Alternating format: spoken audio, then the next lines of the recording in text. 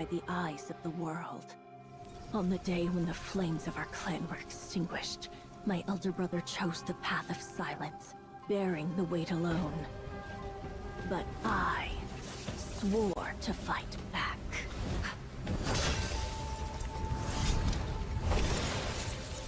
Why did you do this?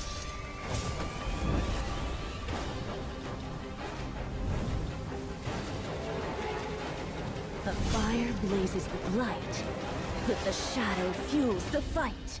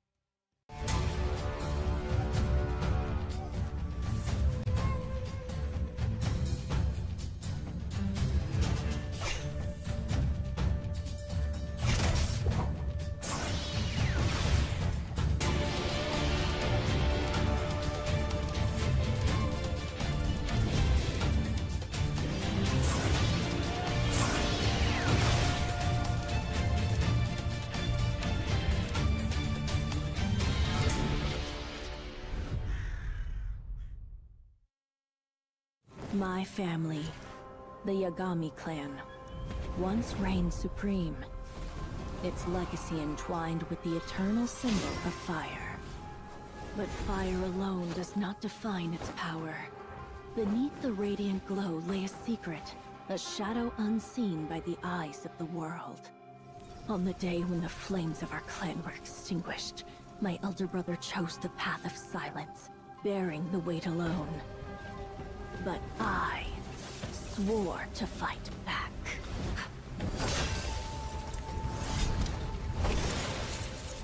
Why did you do this?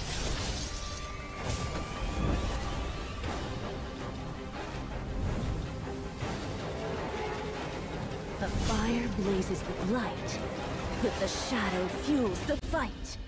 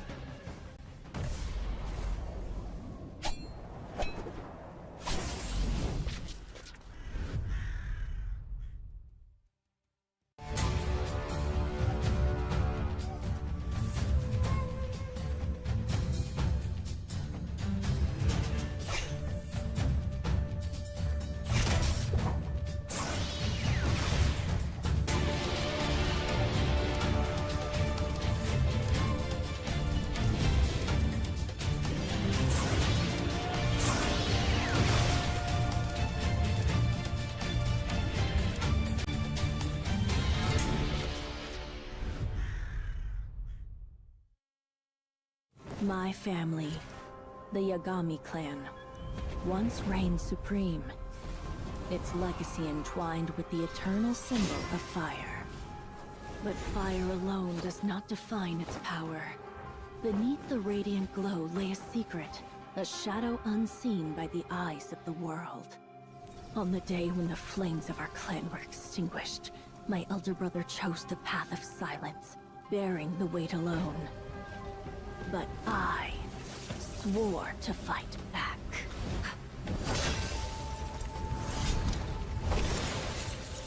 Why did you do this?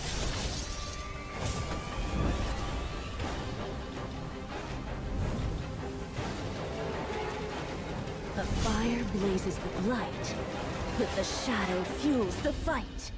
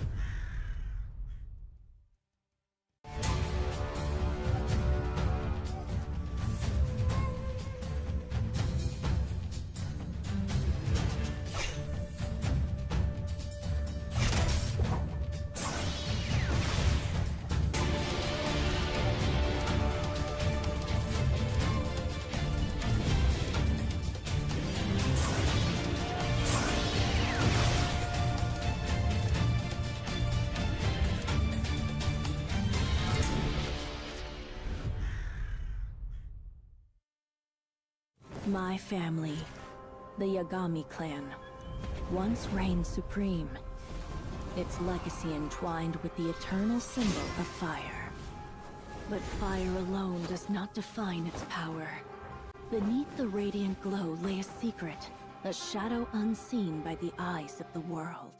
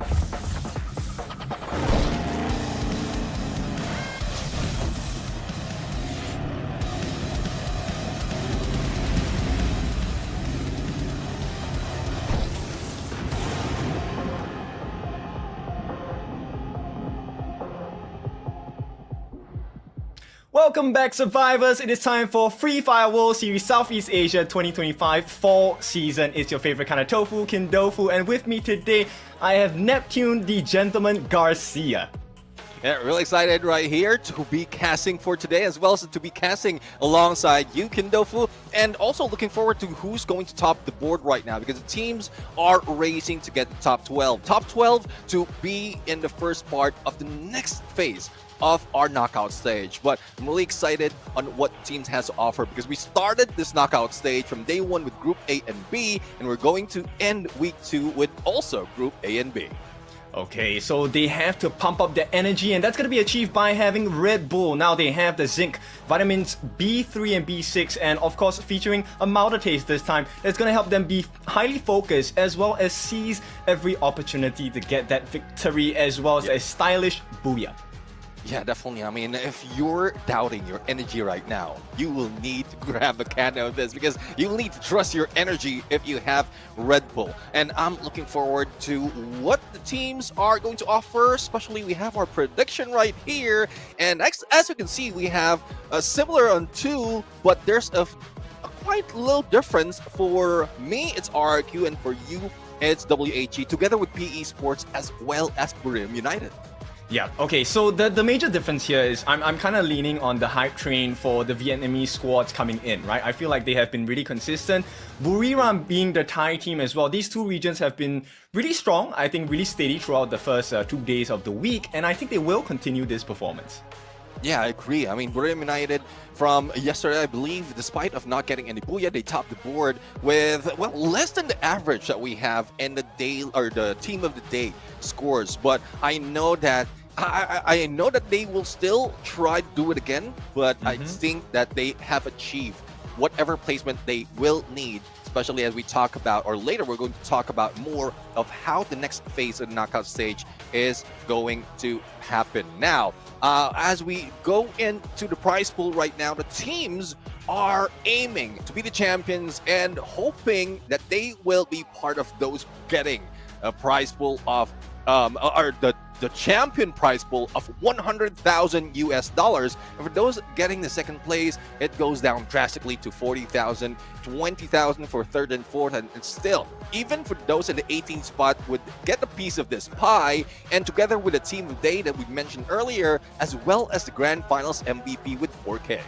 Okay, so let's talk about how this entire format and tournament timeline is going to be. We're at the second week right now, and starting from next week, we'll have our qualifying places, of which why the teams are trying so hard to get into the top 12. We'll then slowly place a single team as the top of each day into the last slots, where at the grand final, only 12 teams will be battling it out. Yeah, I mean, looking forward to how that's going to end up. Let's take a look back in what's going to happen, especially in knockout stage. Currently, we're still in this part.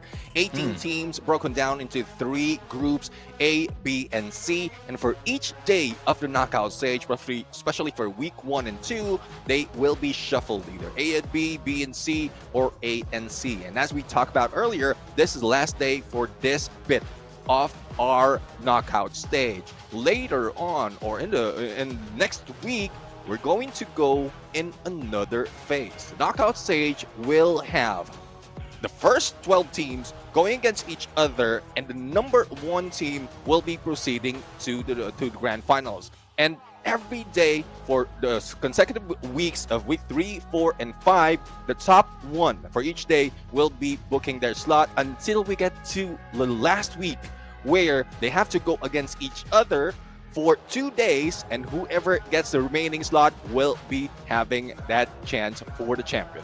That's right. So every map is so important. So first place, if you get the Booyah as well, you will have 12 points.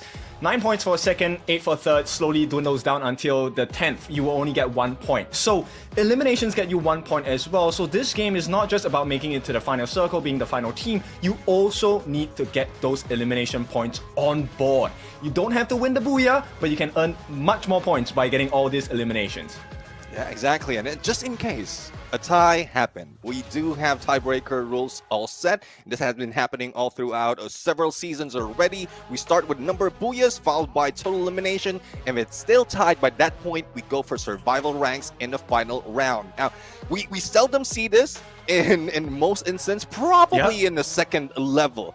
But for the final one, we have yet to see this, because the teams know that there's no consolation if you have to go with a tie with a different team. But going into the unique active skill, another exciting bit of what we have in the current tournament format, each player from each team would have 1 unique active skill. So no more double Tatuyas, quadruple Tatuyas, or especially with a Coda, where you don't have that advantage in multiple active skill. In terms of passive though, you can use, or you can double up or triple up on those to your liking, as long as it fits your style. All right, and we will move on to the grand finals format. For those of you that are similar to me, new to Free Fire, this is called the Champions Rush. They have to get 80 points, of which they'll activate the Champions Rush. And to achieve it, you just have to get 1 Booyah after you get 80 points. Easier said than done, and if you don't get the Booyah, we will go through all the games until game number 10, of which we'll then find the winner through the highest points. Yeah, definitely. And for those teams that we'll be playing for today, it's coming from Group A and Group B, starting off with Brim United, AG Global, Virtus Pro, RQ Kazu, Team Heavy, as well as Magna Esports Club. For Group B, we have our previous season's champion, Onyx Olympus, followed by Todak, PE Sports, Pharaoh, Evo Divine, as well as WAG. Now, we've seen them from day number 1. The only question is, will there be any difference in their performance? Because so far, after day 1, it was how many days? 4 days between two weeks, and there's a lot of changes for some of the teams, especially the performance they have once they've learned how they can make those rotation as well as a drop spot, and also take advantage of their active skill. And that is what we want to see, the evolution and adjustment of each team every time they play. Yes, and if you really want to make those games count and those maps count, today is the day because look, we want you to be in the top 12, and this is the last day to do it, the end of week number 2. So we have very big heavy hitters from both sides, Group A and Group B. Now it's really about can they be consistent, and as you've seen in day 1 and day 2 of week number 2, there were some lucky circles for a couple of the teams. But then the reason why we have picked the top 3 is also because these 3 teams, or maybe these 5 teams that we've chosen, are able to create their own luck through their consistent performances, be it the flankings, be it the guns, be it the active skills or the passive skills. Everything comes into great synergy. Yeah, it's a good thing they pointed that out because there was a lot of talk, especially from previous season, about luck. And you mentioned about creating your own luck, and that is what the team really needs. In the current format, even the underdogs has a good chance to beat the champions, but they have to go through grueling battle like the knockout stage and also maintain their consistency. So from the first 2 weeks, this is where they really learn all of those.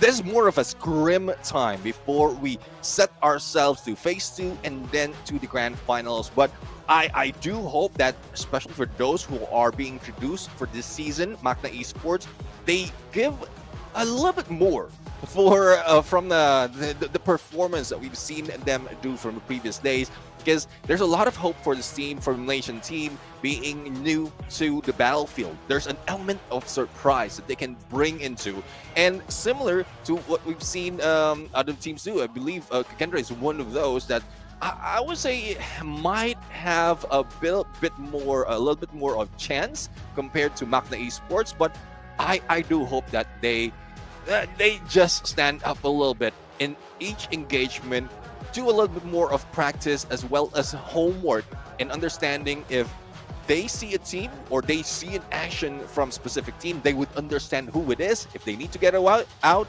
of the way, then do so. Just find a final circle and then deal with them later on. Yeah, so people like to say every day is a new opportunity, every day is a new chance. But for Free Fire, every map is a new chance. So you have more than one chance to make it right. And I think we can all agree, right? I think both Husky and AJ were very happy with the improvement of the Malaysian squads as well. Yeah. So let's take a look at how much improvement can they get on this last day of week number 2. But building on from that, I want to see how the Vietnamese squads, the Indonesian squads, as well as the Thai squads, they have been on the forefront of this race, and I think they don't want to let loose. Yeah, definitely. I mean, some of the teams, especially the Vietnamese that you mentioned, are being part of the top 6 of our leaderboard, specifically GOW and PE Sports. And it's quite surprising that they just pop off but fizzle out a little bit too easily towards the end. And that's what we expect them to improve. That's what they need to correct right now. If they need energy, go ahead and grab Red Bull. But not too much though, because at some point you would be so aggressive like Team Flash, who's going head on against opponents, but unfortunately they are losing in some of the fights. But it's a good thing that for those teams that are playing right now don't have Team Flash, so not so much of pressure coming from them. But as we look at the map pool, this change every day. Starts off with Alpine, followed by Kalahari, Nextera, Purgatory, Bermuda, and Solara. And we know for a fact that some of the teams right here are finally finding their way in Solara, the brand new map. And one team would be Brim United. But before we go to the last map, let's head over to Alpine.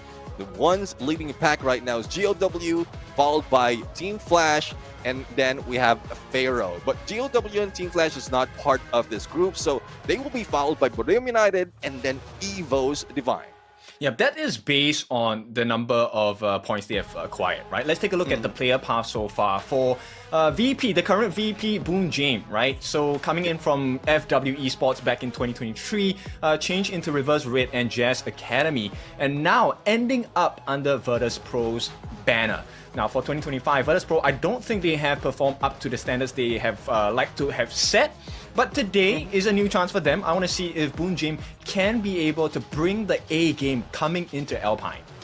Yeah, exactly. It's a good thing that we're seeing the logo of Reverse Red, because back Yeah. then when they were Reverse Red, they were so aggressive. I love seeing them on the battlefield. Despite of not getting any booyah, and one of the interview they did mention that they don't really care about the booyah as long as they can get as much elimination as possible. But seems like they tone down and they're learning for the top dogs, and hopefully they can bring in a balance of both elimination as well as placement point. But I guess we are going to see that right now, because the game's about to begin and the first map's about to be set. This is Alpine right now. I'm looking forward to how the flight path is. Will be right here, because from the other day that I casted, we were given a rough flight path. But, well, unfortunately, it is a fair flight path right now, coming from the south to the north, from Stadium to Snowfall. And seems like AG Global as well as Onyx Olympus has already dropped in. Magna Esports heading to Blueville, but they might be meeting up with PE Sports, who's close behind, and a lot of teams would be dropping in on the left side of the map right now, and that would spell a little bit of early engagement. Yeah, definitely. Magna and PE Sports, this will be an interesting one. I mean, Magna hasn't really been super consistent. PE Sports, of course, one of the top leaders in the current standings right now. Of course, Falcons is at the top, but they're not playing today. So let's see if Magna Esports going to have the correct decisions here. Because if you get punished by PE Sports, it puts PE Sports in a very great trajectory to be on the top of the table today. Yeah, let's see though, as we can look for the rotation of PE Sports. Just as they are looting at this point, they're heading straight to Magna Esports, but Getbu with that Kingfisher might be able to get at least one knock to give Magna Esports that full chance of a takedown. But it's tough though, because the moment they get those shots, Pharaoh might be jumping in close to them, but we are seeing jumping away from the battlefield, so I think they might be safe.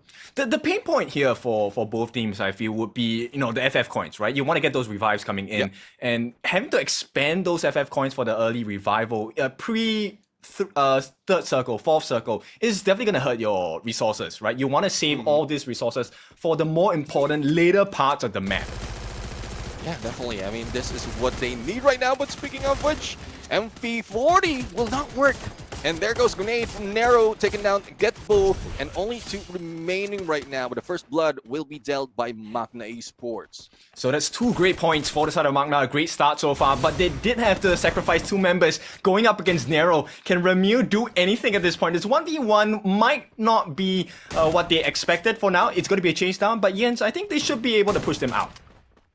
Let's see, M590 is a good shotgun to use if you have an opponent up close, but if they're running away from you, then that would be a problem. But they go for the vending machine first. The glue wall doesn't help from blocking that, but Jans might be able to go for backstab, pull out that glue wall, and will be taken down. It's a good thing they prioritize on revive, otherwise that would be it for Magna Esports. Yeah, so good decision making there. They did have to sacrifice, but Heavy looks like their decisions was not the correct ones. They will be the first one out, so there's 11 squads left at this 3-minute mark.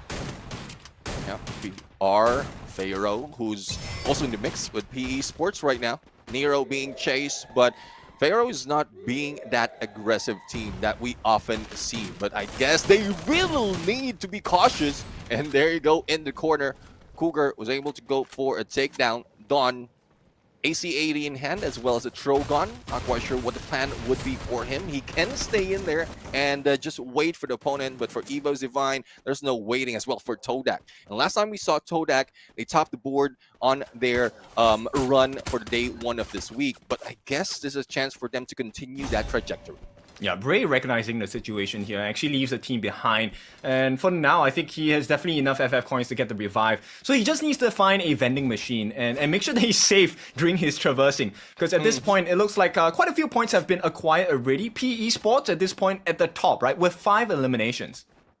Yeah, 5 elimination, and they really need a lot more. But before they head to the elimination, revival of one of their players would be crucial. But for AG Global, a team that we often see on a long-range engagement, and there's a reason why. At some point, they are falling down early in the game if they don't have those snipers. So hopefully Duke will be able to find a sniper on his own so that they can at least take down a few players of Onyx Olympus and give that time, that revival time, as an opportunity to get away.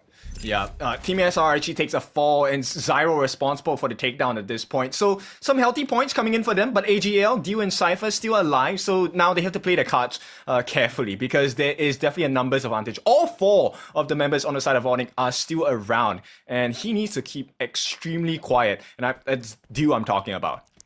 Yeah, I mean, Dude needs to be quiet. Cypher needs to at least be the insurance policy for the team as well to revive the teammates. For Royale United, we seldomly see this happen in the early parts, especially in the first 5 minutes of the game. And most of the time, they wait until the 10th to the 15th minute. If they have an opportunity, then that's where they get those eliminations. But Royale United right now, pulling away. And this is what I often see for Royale United. If they couldn't end an engagement or wipe the team out in 10 to 20 seconds, they get away from there. They don't want to deal with them. They don't want to rush, especially when we still have 11 teams remaining. So there's a potential of third party happening, and they don't want that.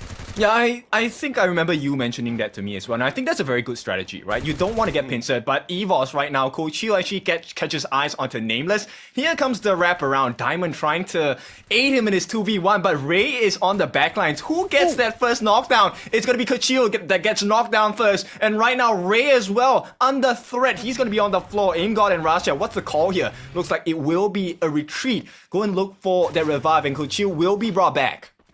And what Diamond did there is they didn't really focus head on to Ray. He's just looking for anyone who might go in for the backstab, and he managed to take down the other one from the other side, Cold Chill on the other side, before dealing with Ray. And it's smart for Virtus Pro right now because most of the time that they're losing out, even in a 1v2 situation, is because the sniper is always on point, or most of the time always on point and taking them out.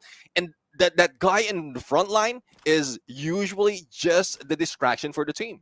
Yes, and this is where players like Ma'al will shine, right? As a sniper of the team. We've seen this even in like teams like Falcons as well. And Ma'al, maybe he can get a surprise shot here, but the launch pad could be used. Hang on, one more shot. Crime, he's going to be caught in the Riptide Rhythm as well. Can he make his escape? Ma'al looking for that snipe. Will have to put his glue wall down at this point.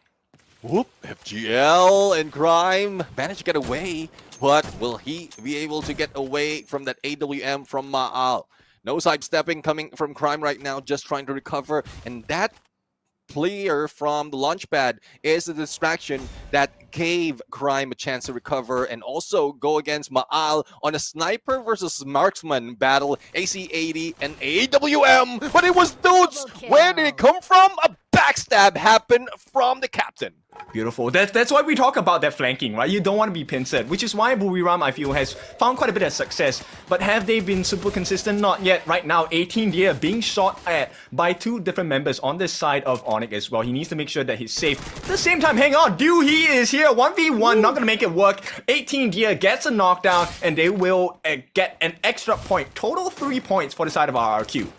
But I think 18 Deer is in trouble right now. The moment they made that shot, everyone from Onyx Olympus just jumped in onto him. Now, 18 Deer, I know he has clutch potential. Going against 2 might be viable, but he needs to recover, and no backup is coming from RRQ. Even AG Global will be joining them, but Cyru right now getting hit. Good enough that they have a Cassie electrotherapy connection for him to survive that shot, and 18 Deer is down and out. Yep, and 590, very good in close range, right? So they take another point for themselves. RQ, this is a good position to be had, right? In overall standings, they're right now standing at 294 points. Still quite a ways from Falcons. If you guys remember, Falcons ended the day yesterday at 350 points. I know you have put RQ as your top team for today, but I feel like, you know what, the Vietnamese squads might come and bite them in the back. Yeah, I'd love to see the Vietnamese side, especially PE Sports right now. The first 5 elimination has been taken by this team, and as long as they survive towards the end, find the final circle, that's where they find as well potential booyah. But for AG Global, this is one problem that we often see for the team. Dew is always far away from the rest. And if he's the one who needs to carry the team, that's the only time that AG Global is performing that well or winning all of those gunfights. But if in case he's losing out or probably being isolated too much. The rest of the team of AG Global is also being taken down, so they need to rework that strategy overall. Yes, and I mean, they've only gotten 2 points so far across the entire board, right? Right now, like you mentioned before, PE Sports at the top of the elimination table for now. Five takedowns. No, it's actually Onyx. They have 8 eliminations so far. Ooh, 8 elimination.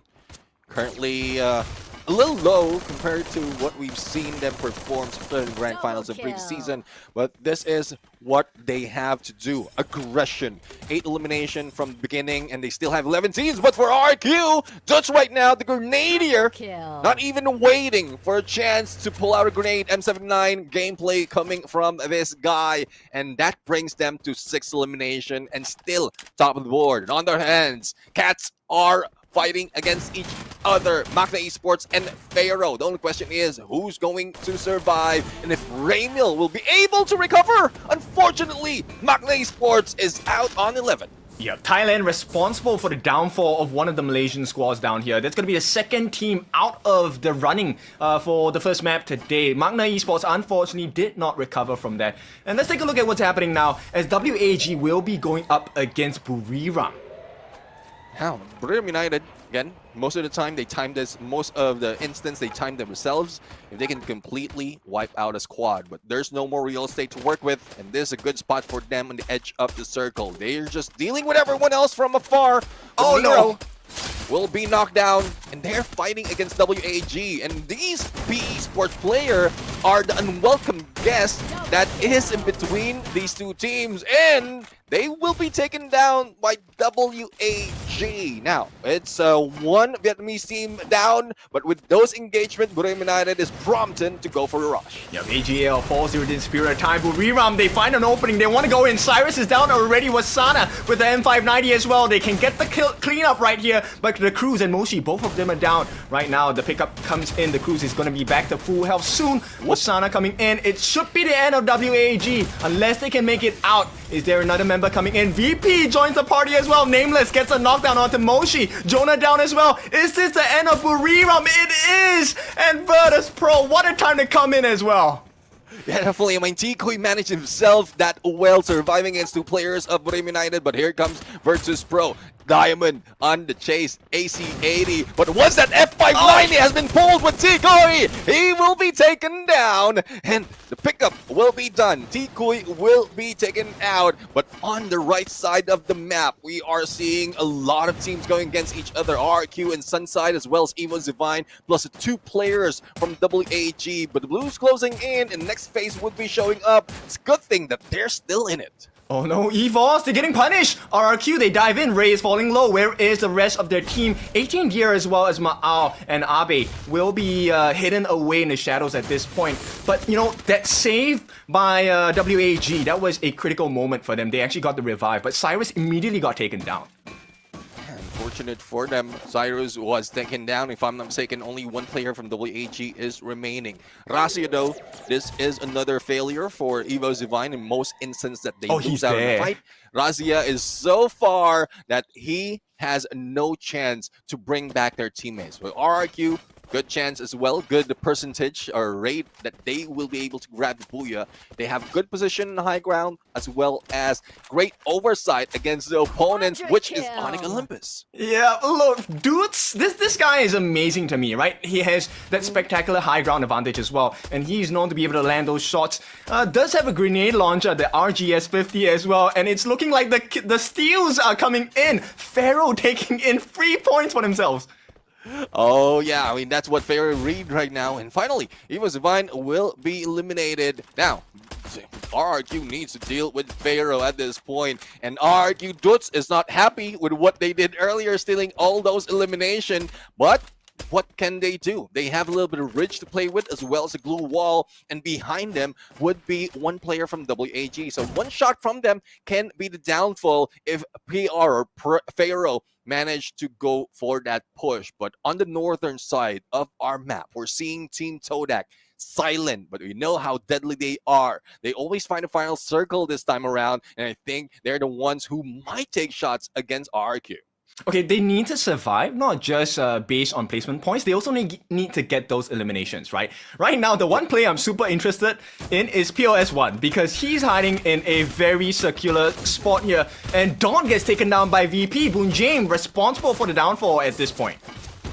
Fair right now receiving a lot of attention from all of the teams, either RRQ, either Virtus Pro, but RRQ will be wiping them out. 13th elimination being grabbed from Pharaoh, and they haven't moved that far from Sunside, from the solar power panels, but I guess this is where they're getting their power. They are getting it from them, and well, let's see if the rush on Todak would be fruitful. Riptide Rhythm, Blue Wall not taken out in time to take down Doots, and you know how it is with Doots. He can throw that grenade, he can take a snipe, even get information with that Coda Aurora Vision, but PLS1 right now, no more footage to walk through, and he will need to jump out, and that might be the downfall for PE Sports right now, or for WAG right now. Yep, Abe tries to go in as well, gets a couple of knockdowns. Vidal is down as well. That's going to be the end of Todak, maybe. Two more members down. It's going to be RQ against Todak. At the same time, VP, they get in. RQ dudes gets that kill onto Todak as well. And RQ and VP, it's a 4-on-2. PLS1 has taken a fall as well. Let's see now. Diamond right now just raining nades on them with an M79 grenade launcher. And Nathan Deere will be taken down as well as a Bay. And here comes the rush on the other side. Virtus Pro showing that they're still in it to win it with that booyah. That's a big win for them, and you know what? This is why production, you have to be really careful about who you put on that head-to-head. They did Diamond dirty yesterday, and VP said we'll show you why we're supposed to be on screen. Yeah, definitely. I mean, Boon James right now was shown earlier as well as great motivation for them to perform this well into the game. And looking at the final battle, it's Diamond just dealing with two, and the two players on the other side. So great decision because Diamond knows that he can manage either get away or just put on that pressure so that they cannot regroup. And that's where the strength of RRQ is. If they're all together, Virtus Pro might have less chance, but, well, isolation technique, that is what Virtus Pro has to offer in this game. I mean, VP was doing so well, right? Extracting the maximum value out of that M79, right? At the same time, there were the Gloomy Elders, so there wasn't a lot of effectiveness coming in from the defenses. And here's the beauty of having the M79, which is AoE damage, right? And RQ was just not having. Today is not their day for this first map. Yeah, I mean, it's just unfortunate for the two players in there going against Diamond because despite of them recovering, the moment that they got hit by two of those nades, and they even split up. Yeah. But still, the AoE damage make that work for them. And I'm loving this version of Virtus Pro. The aggression most of the time happens mid-game or even in the early game, and that's where they lose out on the placement point, not even getting a lot of booyah. But right now, I guess they're trying to find, or already finding, the balance of placement as well as elimination, or prioritizing on placement before they go for elimination, and with that, they're getting the booyahs. Yes, I think they have found the balance, right? So yes, definitely you want to get the booyahs, you want the placement points. It's 12 guaranteed points. I'm not sure how many eliminations they had. I was so caught up by the action, but we'll take a look at the final point calculation as we start the end of the first map, right? And I think this might shake the table a little bit, but it doesn't really give too many changes for now. Yeah, I mean, in terms of elimination, though, I believe it is RRQ who managed to grab a lot despite of not getting the booyah. And they did that not only in the final part of this game, not only the second part, but there's also in the beginning where they put so much pressure on the team, especially in this moment where even the stragglers from AG Global can't find a chance. And that is what 18 Deer is offering for the team of RRQ. We know that Dudes can handle himself. We know that 18 Deer can go for a clutch, and Maal is always an oversight. So that 3 players alone is giving them so much advantage together with the Bay, who's supporting Maal as he pulls away from the rest of the team. But as we look in the MVP right now from our Booyah takers, it's Diamond, the M79 god for that match, and he is wearing a Coda with Aurora Vision, a Thiva, Alvaro, as well as a Moko and a Beastin as a pet. Now, this is a combination of information, support, bomber, and sniper put into one player, and that gave him 6 elimination and 1,765 damage plus 6 on the knockdowns. Yeah, so is that a lot of damage? Not really, but you know what? This is a team game, right? And the way that VP kind of congregated around the line of sight for RRQ, that was a very good team movement, right? Even though they're split up, the true value of Diamond was the usage of that grenade launcher, right? Like you mentioned before, the defenses were actually not bad coming out from RRQ, but what do you do when it's AoE damage you can't handle? The split was not good enough.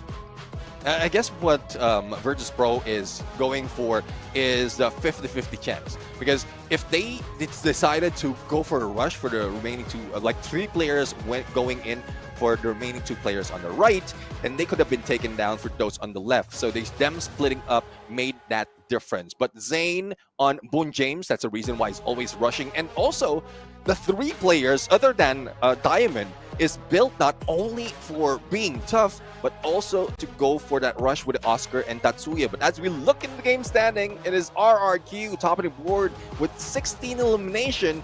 And this is what we talk about. If you cannot get as much elimination as possible in the early parts, with even if you get the Booyah, you will not get the #1 spot.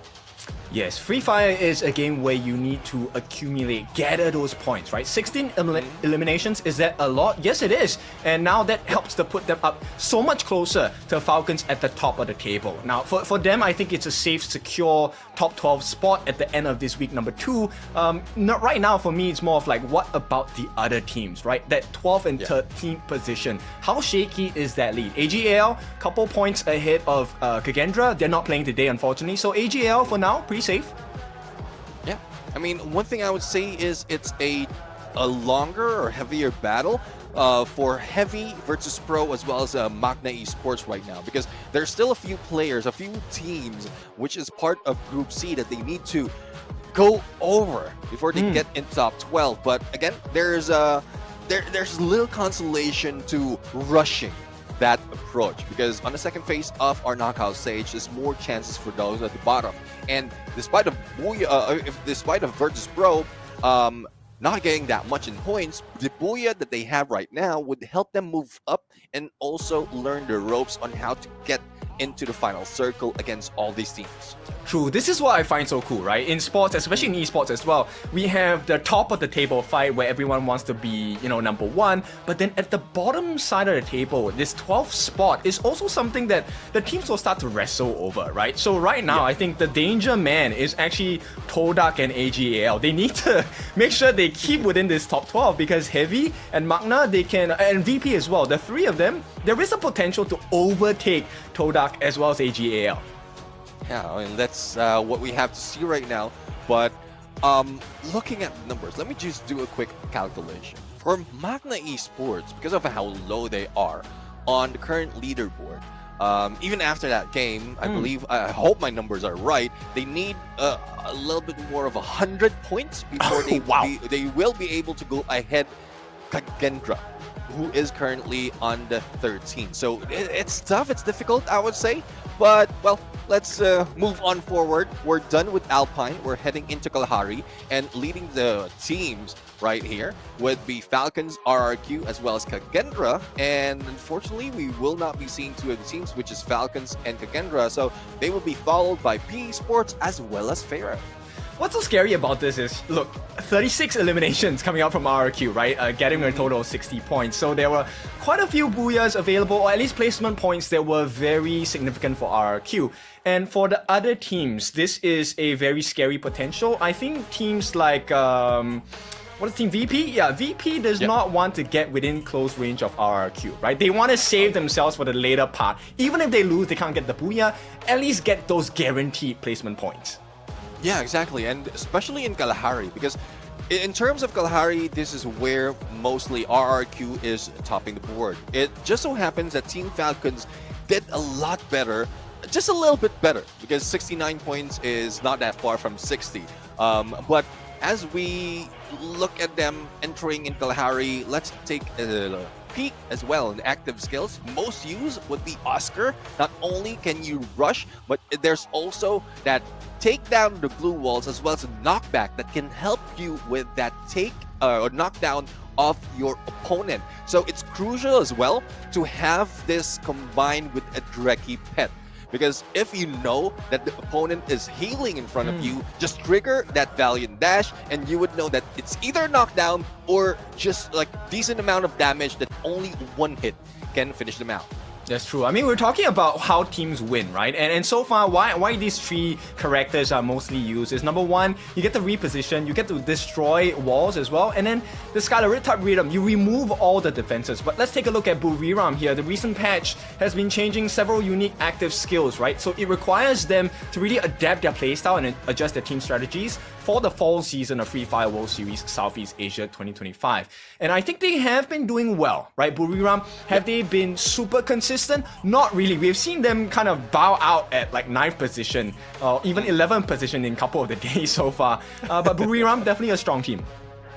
Yeah, definitely. I mean, D-Long is, I think this is not just for the team. This is focused more on Wasana because the previous patch has a nerf Tatsuya, and then as soon as Wasana is learning the ropes in that N590, they made an adjustment that the reload speed would be reduced. So, like, Wasana was just throwing his phone, I assume, because I'm already learning this gun after the Trogon, and they're going to change the pace of the game, and they're still all out on how to use this to their best advantage. But right now, enough talk about Brilliant United and Wasana being lost out. Hopefully, this is a chance for them to recover after that 8th placement from earlier, because we're heading into desert lands of Kalahari. Welcome to Kalahari. Susano has been activated at this point. And I think, look, I don't want to jump ahead, but I feel like this is a soft guarantee for RRQ, right? They will be able to have a better placement in terms of standings. Right now, I'm actually looking at the bottom half of the top 12, right? So how does Todak do? How does AGAL do? And how does VP do? Yeah, I mean, that's one thing. Todak did perform from the beginning of week number 2, and we want them to like be consistent in that regards. If they'll be able to do that overall, despite of not getting in a Booyah, then they can move a little bit higher in leaderboard. And we saw that earlier. They went a little bit aggressive midway from Alpine, but on that final circle, they kept their distance. It's just unfortunate that they were chasing against PR, but RRQ already have their sights on PR, and they know, oh, here comes a new challenger. Let's focus on them. And that's where all the hustle begins for Todak, but they didn't survive that long. I mean, it comes down to that situational awareness we're talking about, right? So I think if Todak recognizes, number one, how many teams are around us, right? And what angles do they take? Are we in their line of sights? These are a lot of questions, which is why, you know what? When I entered Free Fire, I thought, okay, let me give this a try. This game is pretty difficult if you don't know the foundations and the basics, right? You need to make sure you're always covered. Yeah, I mean, speaking of basics, I love that even this competition's format is going for the basics. How Champion Rush is prioritizing an Abuya, and that's what the teams need to do. They go for the basics, keep yourself distance on the drop spot, so you'll have that looting phase even more, that you can get so much of resource before going into the battle. And then the rotation right now, the updates on the circle as well. It shifts so hard that you will need to move fast, because a lot of times, in most instances, they tank the blue, and if they're too late, especially if they're chasing the circle phase after phase, then it's not even the opponents, not even their enemies that they need to worry about. It's the loss of resources. And then towards the final circle, that shift again of the circle, if you're not that prepared or if not positioned well, it can shift once or twice, but you will need to be ready in as you mentioned, like environmental awareness. So that is what the teams need to focus most of the time from beginning up until the end. Yeah, it's really the butterfly effect, right? Like, you know, one decision really changes the outcome, potential outcome of all the different teams. And that's what's so scary as you head, you know, into the final few circles of the game. Because like you mentioned, right, this resources, at the start, everyone is kind of scrambling. Okay, how many FF coins can we get? Do we have enough for the revival card? At the same time, do we have glue melters? Do we have the cooldowns on the skills? So many different things for the team members individually and as a team as a whole to consider. And this is where restraint comes in. Like you mentioned Buriram, right? Knowing that, hey, if we don't win this fight in 10 seconds, we get out. Yeah, I mean, that's one of... And it also matters if you're going against Buriram. Because you see a team, they are fighting against you, and if you see them peel out, then that's 1 point. You can assume that it's Buriram. So you can also get away or even hide out. So some of the movements of the team are a little bit predictable. So you would understand as well who you're going against. If you see an opponent probably just rushing, jumping, and holding a shotgun, you would assume that that's a rusher for the team. So are you ready to deal with that in early parts of the game? And well, that's a lot of homework that is involved in understanding how the other opponents are moving as well.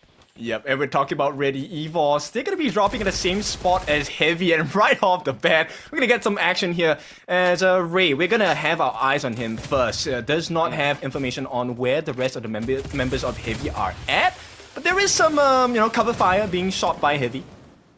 Yeah, let's see though if they can deal more heavier damage, because earlier they were the first team to be taken out with only 1 point. But Ray is on standby in one corner, connected with that Cassie with Coach Shield, and Mufasa and Don't Cry is also waiting. So it's a waiting game for this too. The moment the rest of the teams rush in, this is a chance for them to go for the takedown. But Mufasa still surviving that hit. Only have a Vector against an MP40. That's not a good weapon of choice, and this is what I'm talking about. He will be going down from the hands of Ray. Yeah, quite a lot of action happening. Evos has better results at this point as Heavy becomes light work for the side of their opponents here, and Evos will walk away as the victors for this one.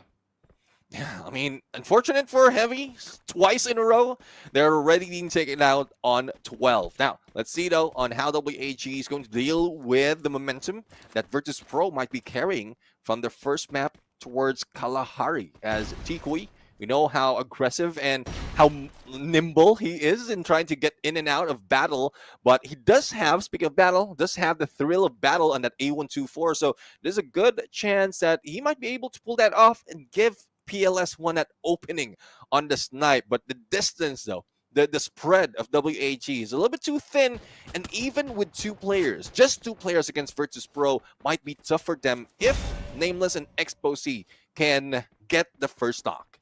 I think the stress comes here not for WAG. I feel like VP is the one that's stressed, because VP, if you take a look at the ranking right now, they're 17 on the table. They need to rise 5 spots. So, falling at this part of the competition is not going to be fun for them at all. And that's the reason as well why they chase for that booyah. So they really want to move up. Exponential movement in terms of points, but, well, good thing Expo managed to get away. There goes the grenade onto Expo, but no time to recover for one player of Virtus Pro. Oh, there no. goes a valiant dash, and Expo goes down. Tikui with a Trogon and a follow-up coming from Cyrus. But it's not over. Diamond managed to revive one of the players for Virtus Pro, but hopefully they can regroup, because far apart, they will be taken down that easily. Okay, so that's 2 points for the side of WAG. A healthy start at this second map of the day. Right now, 11 teams still stand ahead, right? Because Heavy has been taken out in the early parts. Adam here actually taking a couple of shots, and they do get the secondary revive onto Nameless. I mean, here comes AGAL. Pressure on that RGS to take down the glue wall. No need for a Riptide Rhythm. But let's see, Do on the sniper does have a Riptide Rhythm. Will he be going to use it on Raymail? No, not anymore. Jans would be meeting up with 2 players. Saifa would be taking down MP40 coming from Raymail. The sniper with that SMG. And Chinoy try to go for this fight. Into the time turner he goes, but that is just a distraction. Will he be able to go for the takedown? Oh no! Magna Esports is winning this fight. Only Team SR remains, and the backstab will be happening. It's a good thing that Chinoy managed to revive himself, but not for long. And Magna Esports, I love the showing for this team. Yeah, this is great for Magna. They get a couple more points, 4 points for them. Will they rise through the table? Not really, but the pain point is AGAL now. Their top 12 position is at risk. Yeah, definitely. I mean, top 12. Let's see if they will be able to recover later on. Zyru from Onyx, another team that we're expecting a lot.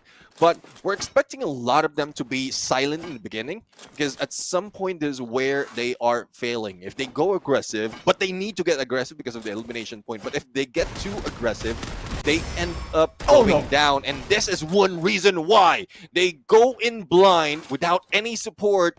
And let's see what Adam can do against LBT, because LBT would be wearing a Drogon as well. And even with a valiant dash, didn't manage to get a knock. Okay, it's a 2-on-1 here, and it's going to be Zyro actually taken down at the same time, and Jump gets 1 point. No points yet. He is still alive, right? So Onyx, they make it out safely, and Pharaohs, they need to be very careful about the way they approach this fight. We'll see how it goes. Onyx at 15 on the table for now, just 3 points. So they need to make sure they don't take too much of a risk. Exactly. Risk is involved, especially if you're going to deal with two teams. Earlier it was PE Sports, now it is Pharaoh. And Adam going a little too close against Evo Divine. I'm not quite sure if this is planned. This is just a reposition, but he has his back turns against Evo Divine, and also one player from PE Sports, and Coach Heel will be the one taking down Lao Ho, who's just hanging back in there, trying to survive.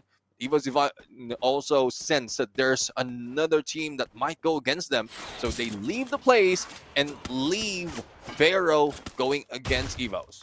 Yeah, Kochio getting shot, and presumably by the Pharaoh players here. They dive in for him. Kochio in the middle of a 1v2 as he locks himself in the glue walls, but the glue melter is here. Kochio, maybe not enough time for him so far. It's a 2-on-1. They get the shots down. Kochio gets sniped from distance as Dawn, responsible for his downfall, Ray comes in, tries to help out as well, and it's not looking good for Onyx at this point. Yeah, let's see though. Well, Onyx Olympus, or rather Evo Divine, would try to go in for a fight. It's a good thing they were able to isolate a couple of players despite of Coach Hill being taken down, but chase from Ray. And, well, you're done. It's my turn. That's what Coach Hill mentioned. You're done with the revive. It's my turn right now. And Sensi on the other side, dealing with Aim God and AC-80. AC-80 doing damage against Pharaoh. Now, I'm seeing a pattern for the gameplay of Pharaoh. As long as you can isolate them, pull them apart, that's where you can prioritize in taking them one at a time. And Evo's Divine, they did spread out, but they quickly recover and regroup. So that's what I believe is the strength of this team right now. But going into WAG, putting pressure on Todak, who I would say did well from day number 1 of week 2. But let's see if they can do it again. Yeah, only 1 point, and Videls is the last member that made it out, and it looks like Todak, oh no, they will be eliminated. WAG claims that last point, and with this, WAG now has 5 points on the board, so this is a good position to be in. I mean, they're already at 7th place, right? So not too much to worry about at this stage of the day. Yeah, exactly. I mean, not so much of a pressure for them, but they still want to get that team of the day. So additional 250, quite a great incentive for a team. But again, no pressure in losing out compared to what we're seeing for Onyx Olympus. They're also being pressured of staying below 12th spot in the leaderboard. But Crime right now just waiting for the rest of the team to regroup before they deal with PE Sports. And again, 1-3 split normal, especially with Zyro on the snipe, but they will need to move into the next phase of the circle, and they will need to have a long flank, otherwise they might be caught off guard by PE Sports. Yeah, this, you know what? This is why you have to be consistent, right? On all the different days that you're playing, because look, the position that Awning are in, it's kind of uncomfortable because you can't afford to take too many risks, but you need to get those eliminations on point. So with 3 points on the board and 15 on that overall standing, the biggest menace for them is PE, because PE, Esports, they don't really have to care too much. Yeah, well, let's see though if this might change their mind at this point. For Onyx Olympus, I know this is still safe for them to stay outside of blue second going to the third, but there's still a lot of risk. I didn't mention this earlier because the moment the next phase shows up and it is far from you, from where you're positioned, then that's where the trouble begins. And looking at them, Onyx Olympus, Stone Ridge, how far it is on the next phase, and there's not even any contention in the lower part of Refinery. So they will need to move fast. The same goes for Fair right now. Tanking the blue will not help them with the resources. And I guess that's what WHE, Virtus Pro, Evo Divine, even Bakna, and especially for RRQ, they haven't moved out from Refinery, but now they have to because it got away from them. Yeah, Evo, they're gonna trying to flush out Magna from this space of the map at this point. Is going to be Aim God going in between. They get the knockdown onto Getbu as well. Remil tries to save his life. Not gonna happen for now. It looks like Getbu will be abandoned, but Aleph is down as well. Too many members are falling on the side of Magna, and they will be taken out at 9th place. Magna, not the performance you want if you're a Malaysia region fan, but unfortunately, you meet the past gods in the form of EVOS. Oh yeah, definitely. I mean, Evo Divine just made that play quite well. Even with the time turner being used, M79 made work on the players. And that's tough though, that's tough. If you couldn't survive a 4v4 in this situation, and you might not be able to get a few more points. So hopefully Magna Esports go for a longer run. Keep themselves distant from a team. If they can use a launch pad to get away, similar to what we've seen RRQ is doing right now, then please do so. Because despite of how great you are on the CQCs or probably long range, if you cannot play out how or outsmart your opponents on a 4v4, even if you're in the final circle, you will not be getting any kills. So at least you get placement points. And that's one thing that they need to work in. Find that placement point and then later deal with elimination. True. I think you definitely need to work on the math, right? You don't need to have great math. You don't need to pass your math exam, but you need to gather points at this part, right? So right now, VP actually in a decent position because it could be RRQ that might be pinched between them and EVOS as well. I don't know whether they know that VP is around them, but I feel like RRQ knows what's going on. Yeah, I guess they do. Let's see if there's something that they can play with, because if they can understand where the opponents will be coming in, as well as those who they can third party, and they can play it like Royale United right now. Just taking those shots from a distance, taking advantage as well of their position, and also being inside of the zone. Laho, the only one remaining outside the blue. And, well, there's not so much of hope that he can do. He can drop with that hook gun and not get so much of damage. But the moment that he shows up, then Royale United can take advantage of that. But same goes for Sensi, hiding out in one corner, where Royale United, like eagle eyes on anyone who comes up. Yeah, this is why it's so good to have high ground advantage, right? You get all the information. You don't have to take too much of a risk. But Buriram, I think they have found out a big group of points to be acquired in the form of Onyx. Pseudo, Onyx Olympus, walking straight to Brave United. It's a good thing they have cover, but Wasana says no. We don't want you to get away. We don't want you going to the other side to be taken out. And there goes Jonah, starting it off. Hook gun to reposition. And the spread a little too thin, though, for Brave United. If Onyx Olympus can stay together, then they might take advantage of this. But on the other side, also a battle is happening between RRQ and EVOS, but focusing back on Brave United. M1887 to put pressure. The Blues also giving that so much pressure, and they need to focus on going back. Oh, the cruise control. The cruise gets it as well. A nice knockdown. And at the same time, Wasana helping to get rid of the rest of Onyx as well. It's going to be the first, another team down here. And 2 teams in quick succession as we're left with the final 5 in this 4th circle.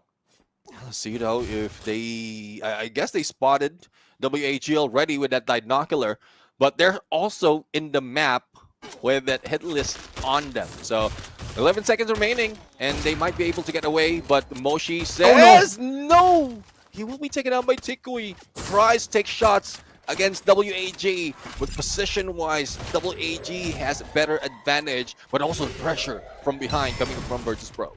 I mean, they're closer to the circle, right? So this is going to be very important. VP, this is a great moment to have. If they can beat WAG at this point, it could be Booyah secured. At least a soft guarantee. VP now looking for an opening onto X-Ball. Will not be able to find it just yet. Tikui comes in from the back on the top side as well. Riptide Rhythm going to be dropped by both teams as Diamond, Boom James, they're trying to wrap around. But WAG, they have the better positioning. Nameless going to try and help out as well. Tikui the first to fall in this fight. And VP, they might not be able to last. X-Ball jumps in. Too many members on the side of VP are down as EVOS will fall in the middle of that skirmish as well. POS1 as X-Ball, it's a 2-on-1 Nameless. Will he be able to carve that chance out?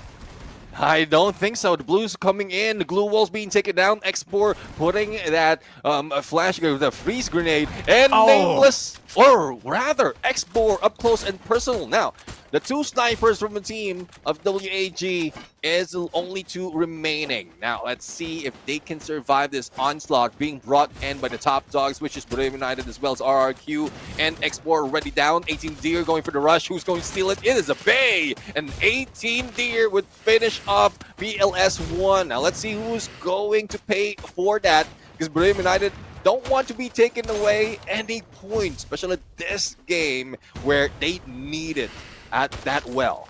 Yeah, Buriram, I think they're gonna try and hold off the fight. They want to cool down on the Riptide Rhythm, right? Moshi though, oh no, what a snipe from Abe! Wasana has to move to the sides with the help of Jonah as well. Time Turner gonna be used, but Dutz, he's in his face. He wants to make sure that they get the numbers advantage. At the same time, Wasana gets broken down and he's gonna be taken out, and RRQ with another Booyah coming in! Oh, just break down what happened there. Apart from Moshi going down, the Cruise went a little ahead and has been knocked down as well. Both 18 Deer and Wasana pulls that Oscar, or 18 Deer pulls out that Oscar Valiant Dash, and Wasana pulls out the Rebel Rush. But as soon as the turnaround, they get hit from both sides. And RRQ Dudes took advantage of everything, and this is where they grab that Booyah. Valiant effort for Brave United surviving this long, but it is RQ's map right here for Kalahari. Yeah, I mean, the positioning on the side of RRQ was so clean, right? Opening up the line of sight from the sides, Buriram did not expect that angle to be available. And it was Abe who was actually able to kind of set up the fight for the team as they placed other members onto the left side of Buriram. And great fight for the side of RRQ. Yeah, definitely. I mean, these 2 teams has been head-to-head in terms of each map, especially when they meet up in every battle. I mean, it's tough to get away. I believe they are in the same group, so how can you get away? This is what I love about these teams. RQ, I know their dominance is with those Booyahs, and in a day they can finish, or they mostly finish with 1 Booyah. But for Brave United, we've seen their aggression as well. Despite of not getting any Booyah, they can top the board, and that's what we've seen yesterday. So let's see who's going to win next time around these 2 teams meet, because I know Brave United is eyeing for a payback. Yes, points do matter in this game, and I'm just so curious. Did they know Moshi was waiting for the cooldown on the Riptide Rhythm? Or was it just pure chance that they got him down right as the cooldown timer was about to complete? Well, I don't think they know, but RQ just took the opportunity. They took the opportunity to go for a knockdown, because the shift, or the Blues already shifting, or the circle's already shifting. So it's either the damage of that HP, or the HP with that blue, as well as the shots, especially if those blue wall goes down, then that's what RQ was taking advantage of. They have more cover, they have elevation, and 18 Deer is one who's just waiting for the opportunity to rush in as well. in the moment Moshi goes down, they took down the Cruise, and they know for a fact they have like even more than 60% chance of grabbing the Booyah as long as they can deal with Wasana. And that crisscross between Wasana and 18 Deer, that was absolute cinema, but 18 Deer just took advantage on that 180. And this is what I mean when you create your luck, right? So yes, you play with the cards you're dealt with. And at that point, I was thinking, Buriram, let the other two teams fight it out, right? And unfortunately, for the side of Buriram, it was just the cooldown of the active skills. If they had the type rhythm, they would have been able to expose a couple of weaknesses on the side of RRQ's defense. But unfortunately for them, they took out Moshi. And Moshi is the guy that is the sniper, right? He's responsible for the long range shot. And when he's taken down, you get to gather the rest of Buriram together, and it's an easy job for RRQ. And that's one thing as well that we're seeing differently, especially in the final moment, because RRQ has more snipers on their side, even in the final moment. So it could have been going either way. It just so happened that 18 Deer is on point. He does have that Rebel Rush, and apologies, I thought he has that Oscar, but he has a Rebel Rush, and he timed it similar to Wasana, and with that turnaround, a little bit stronger than Joseph as well as Ford, and even with the Shani, he managed to knock him out. And this is the clutch kit himself from what we've seen last year in EWC. The reason why, or possible reason why, he has been acquired by RRQ and is bringing in the numbers: 5 elimination, 1,349 in damage, and 5 knockdowns. That's right. As 18 Deer, the rusher of the team, that's what you're responsible for, right? Pulling attention, making sure that the team has to focus, your opponent team has to focus on you, opening up doors for your sniper or for the rest of your teammates to really enter the fight well. And we take a look at the stats of the other team members as well. Average damage of 1,000 plus between the 4 of them. And the eliminations, actually, let's count, it's 12 points for them in addition to the 12 guaranteed for the placement points. So that's 24 points for RRQ in this second map. Yeah, the only question is, has anyone beat them? Because we've seen that earlier, and there's a good chance that it might happen. But in a bit, we're going to see what their build is in terms of active and passive skill. And will this really tell us a story? So we have a Bay on that Oscar and 18 Deer on that Rebel Rush, Tatsuya, Koda for Dutes, and Skylar as well for Maal. Now, one thing that we're seeing is Koda for Dutes is very beneficial because he can get information and then lob those grenades or even the grenade launcher, and he done it so many times. Alvaro with that split blitz, as well as the Beaston with help with on the distance that he can throw those grenades. So I guess that's one thing that even viewers out there can use in their running games if you're that aggressive like RQ. Okay, so this map was more Indonesia dominated, as the second place also comes in the form of EVOS, Divine, right? 23 points, so 1 point behind the brothers here in the form of RRQ. But, at the same time, Buriram with 20 points, respectable score in the map of Kalahari. Yeah, I mean, they bought so much time trying to take elimination from a distance that they didn't really get so much. But as we look in today's standings, RQ has taken the #1 spot already with that Puya, as well as second place from the first map. So, well, this is one thing that they really want to go. The moment that they step in, they would want to secure the top 3 by the end of the day. Versus Pro, though, they grab that Booyah, but in terms of that second game, not so much of elimination, but I love that they're playing with placement. 7 placement, I believe, to add it up. That brings them to 33. So that's a good growth for them. VP, I think they're starting to get a little bit more consistent, right? They didn't take too many risks in terms of trying to duke it out with other teams. I mean, they were bumping into Onyx, they were bumping into RRQ. And let's take a look at the overall standings for now. RRQ climbing very steadily, 10 points behind Falcons. They might be able to overtake them in the next map. Buriram following close behind. You know what? Slightly less than 60 points, but it's doable for them. Yeah, I mean, it is possible for Buriram United to get 100 points in one day of game if they are consistent. But at some point, that first game threw us off. But looking at Virtus Pro, I'm seeing them move up a little bit from 17 to 18. And, well, the gap between them and Onyx is not that far. So if they do it quite well, Virtus Pro will be able to do 32 points that can overtake Kagendra.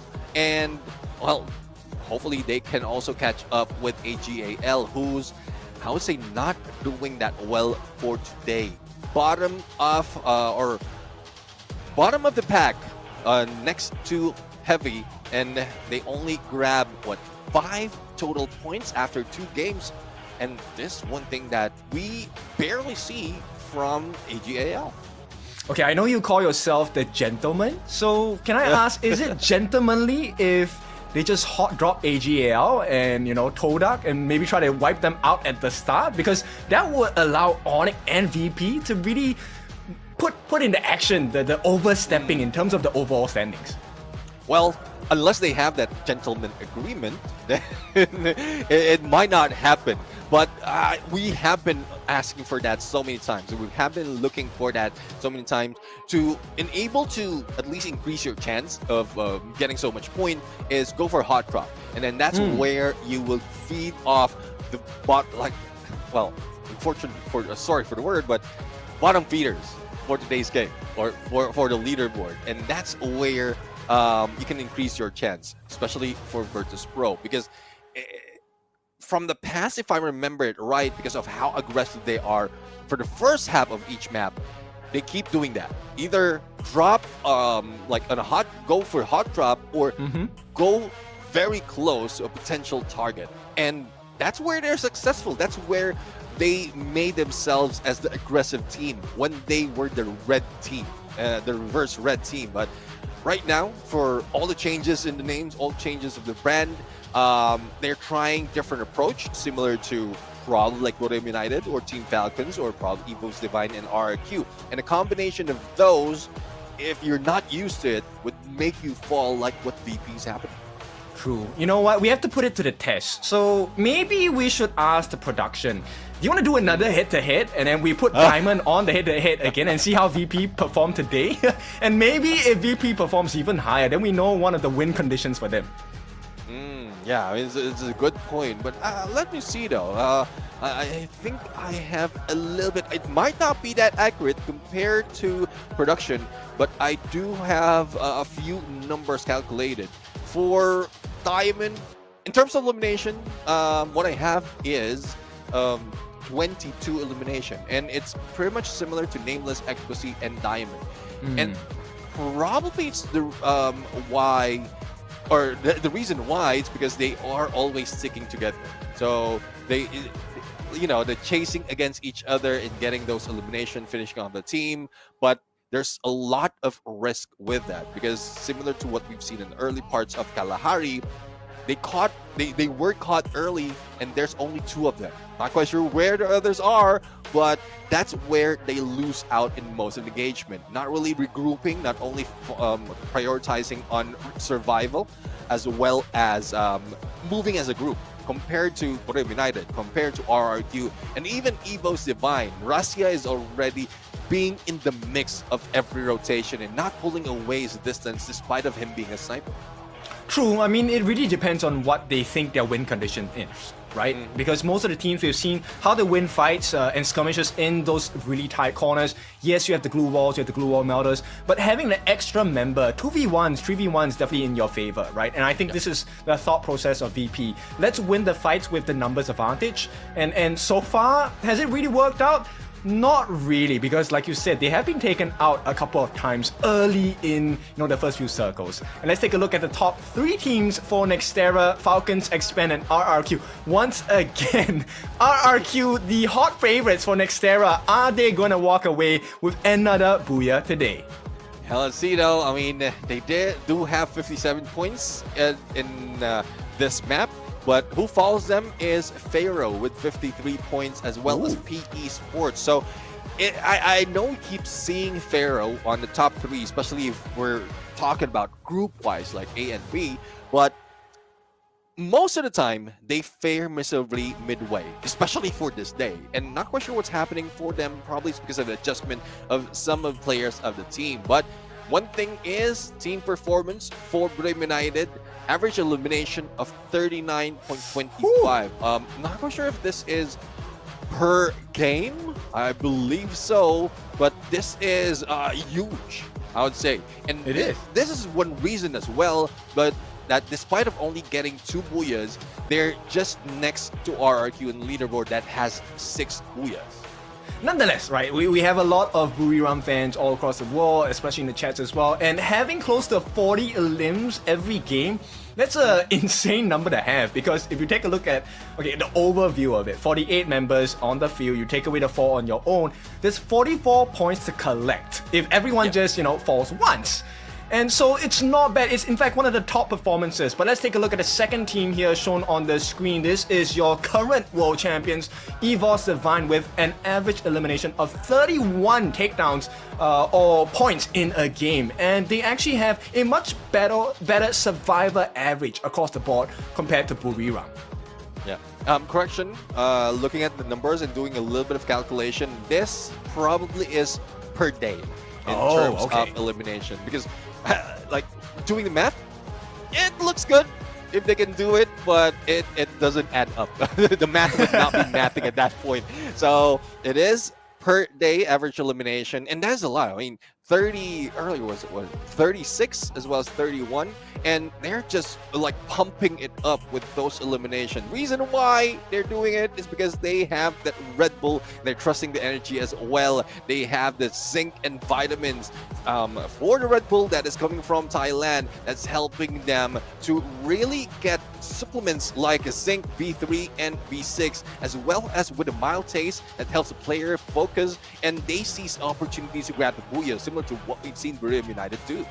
I like the tagline and the motto for this one because it says trust your energy, and I think that's very important today, right? A lot of teams, look, you can have the strongest players, but there needs to be synergy. You need to trust your teammates to back you up. And so far, I think everything has been working out for the teams here. They're kind of figuring out their formulas. But of course, we will take another look at the second chapter of Naruto Shippuden collab that Susanoo is going to be appearing again. This time, are we going to see that instant aggression coming in that first circle? Hopefully the flight path can force them to do so, but I don't think it It looks pretty centered. It is very center. From intellect center, and probably it's the reason why they head into mud side. Now Heavy is heading into for the early drop, and it's a good thing that there's no contention, because for Heavy, they need this. They need a little bit more time to loot up, to prepare, because they've lost so much already in more instances than one. But in Museum, this is where usually Brim United is dropping, and we've seen a decent spread as well. Not so much of a hot drop that will be happening in Xterra. Especially this map offers so many compound. Now, even if you're in the middle of huge buildings, there's still the small building or how say houses, and even areas that you can hide off to, but there's no hiding, especially if you're going against RRQ. But Dutch is the first one down, first one to go down, especially coming from Nolan's BSK. But 18's here will be taken down as well. RRQ looking like that they're in trouble. I mean, for 2 takedowns in this part of the game itself, I think it's not ideal for the side of RQ, but of course, they're already close to this vending machine right away. The chase down happens from PE Esports as well, so they need to be very careful. And we have a substitution, Kabi coming in for the side of Mufasa on Heavy, and so far it looks like RQ not in a very good position. The numbers advantage? No, it's a one-on-one, no! The takedown happens, ow! Unfortunate for him, gonna be taken out. Yeah, I mean, early in this game, the UMP is very useful. The high fire rate, as well as we can aim, well, accuracy-wise, that is something that the teams already have. But the high fire rate, and as well as taking advantage of not so much of weaponry from the opponent. But we are also going to see a substitution. It's Vanvo taking Cyru's place in this game for WAG. So let's see if this will help them perform. But for Diamond, he was just stepping out, and unsuspectedly he finds traps, and the rest of the teams right now are ready to go in for a rush. I guess one knockdown can prompt them to go against the remaining 3 unless Todak backs away. This is ideal for the side of VP because there's a double whammy if you take a look at Todak's position, right? Right now, I think they're pretty close towards that 12th position. They're 10th currently at the overall standings. So if VP take them out, not only do they earn points from Todak, they also take one step closer towards that 12th position. So this map, I'm so curious. Todak and AGAL's performance needs to be a little bit better compared to the first 2 maps of the day. Oh yeah, I mean, well, let's see though, because Todak at this point, looking at the standings, they are currently 4th.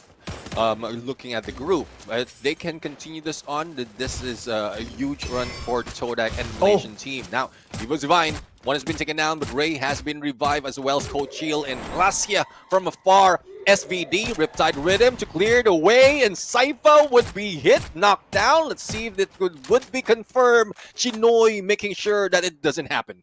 Yeah, I mean, AGL, they have definitely heard their fans calling out for them. They need a better performance. But going up against EVOS, the current world champions, that's no easy feat. As Rasia will be taken down as well. Dio coming in with the snipes on the AC-80 as well. But here comes the revive. Rasia will be brought back. Hang on. Aim God taking a couple of pretty good shots from their opponents in the form of AGL.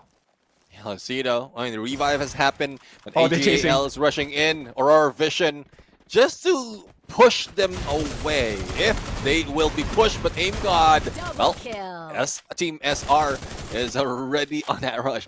And it's so ironic, his name. Team SR is using a shotgun up close. So it's a good thing he switched to an SVZ, living up to the name with a sniper rifle. True, and at this point, Aleph here going to be caught in the middle of a skirmish. It looks like it's PE Esports. So all 4 members are here on the side of Magna, right? I don't think... Okay, it's also a 4-member rush from the side of PE Esports, so this could really hurt Magna here.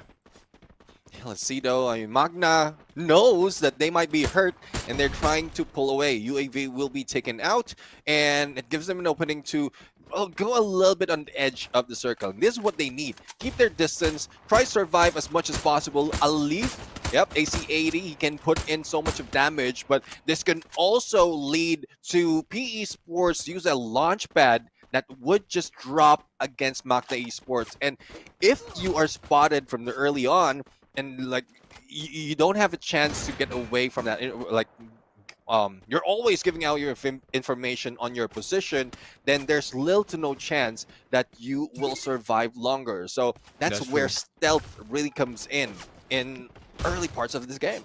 Yep, and look, this part of the map for them, it's pretty open. Oh, Team SR, what a nice takedown here onto EVOS as well. And this is going to be one more free point. So far, 6 eliminations for the side of AGAL. Now, Magna, this is not a good position to be in. Pretty open, and 3 members all are taken down at the same time. Oh no, Magna, what a time to be taken out. They are the first team to be taken out in this map of Nextera. Yeah, it's more of the angle that they took as well. They angled their launch pad in a way that even if they're already off the ground, they can still be shot at. It's more of a small adjustment, and that's how they got taken down. Unfortunate though. They could have used it onto the other side. They might be going in close a different team, but I know that they're not expecting compared to what PE Sports has seen earlier. But speaking of PE Sports, they will be getting away from most of the engagement after what happened there. In AG Global right now, leading the pack with 8. And who's doing the deed? It is Team SR. 3 elimination already, do only 2, but more of what he's doing is oversight and giving information for the rest. That's true, and I like this performance by Team SR. Right as we talk about the good things about them, they will be spotted out by RQ. Ma'ao falling very, very low. He needs to heal back up. At this point, they catch the back of Cypher as well with a nice snipe. Can they go in? Charge Buster ready for the finisher, but on his backlines, he is getting shot as well. Can he finish the job? He cannot. And AGL, they survive. Dio gets a snipe onto him as well. Abe coming in for that finish. The execute happens for the side of RRQ. They balance the damage here. As Chinoy gets spotted out, that's a healthy amount of damage. He is in the blue. It's not the most painful on the second circle only. Let's see though, I mean, Dudes right now just paying forward, especially as 18 years has been taken out, but he has been revived. And Chinoy, pressure by Maal, pristine. not even giving any chance for Genoid to breathe or Riptide move Rhythm. out. Riptide Rhythm, but that blue wall perfectly timed as well. So I guess he will survive, but no! Abe says no, and AGAL taken out on 11. Yeah, it definitely caught them and kept them at bay here as we take a look at Heavy. Now we're left with 10 teams at the close to 8-minute mark, so still 38 members left across the map of Nextera. So plenty of points to be had as another revive comes in. Pharaoh, they revive Zen as one. I forgot who the other player is, but 40. Let's see though. Heavy right now. Again, this is what we've been asking Heavy to do. Just keep their distance from the rest of the team. Find that final circle, and that's where they can probably get their momentum. But for RQ right now, the shot from Lao Ho VSK, and there you have it. Dutz is down. Maal still outside of blue, and this is the pressure that PE Sports can bring to the table. But good enough that a takedown has been done, and Abe not surviving against Nolan, and only 18 remain. The last player that has been revived and doesn't have so much of resources, not so much of coins as well. And let's see if he will not be spotted, because Lao Ho just turns and he might be able to shoot him down. Yes, this will be a good time to be able to revive his team, but at the same time, let's take a look at VP. A more impressive performance from them in this third map of the day. Putra will not be caught out, but for now, VP getting some healthy points, 3 points, as RRQ has finally been eliminated. See, as we look in to the battle, Virtus Pro right now can make this a good chance for them to catch up on everyone else. Good split as well. Diamond a little bit too late on switching, and it is Exposé who managed to take the knock, and the finisher will be done by Diamond. Now the rest of the teams of Onyx Olympus is trying to go in for that rush. Nameless use that Rebel rush and a valiant dash, and from Exposé, Putra will be going down. Simultaneous takedown from these two players, and beautiful. I'm loving this side of Virtus Pro. Yes, Exposé and Nameless, they have definitely leveled up in this third map of the day. I don't know what they've been doing. Maybe they've taken more of the Red Bull drinks, but hey, whatever they're doing, keep at it because it's working out. Yeah, definitely it is working out right now, and I'm loving what's happening right now for the team. But for Heavy, same scenario. I'm loving how that they're surviving, even getting a few of elimination. But who's ahead, or who might be the ones in front of them that they will need to deal with? It's PE Sports, the current elimination leader, double-digit, 10 elimination already, sitting at 4th place in our standings. And this is why I chose PE Sports as my prediction, because the moment that they start off the game or the day well, and there's a little bit of momentum being built as well as motivation. So hopefully this continues for PE Sports. True. I mean, at week 1, I think PE was the top of the table, right? Overall standings as well. I believe in their performance as well. And coming in once again, the Vietnam region has been on a tear so far. Now Heavy, they catch eyes onto PE Sports. Can they get the snipes? And they have that positional advantage on the top, just raining fire on the side of PE Sports. One more nade to make it done as a couple of nice knockdowns. But the heals are coming in for the side of PE. And at this point, the blue is not their friend. Alan just raining all the shots onto them as well. Oh, no. Oh, Aim God, Evos, they want to have a share of the points here.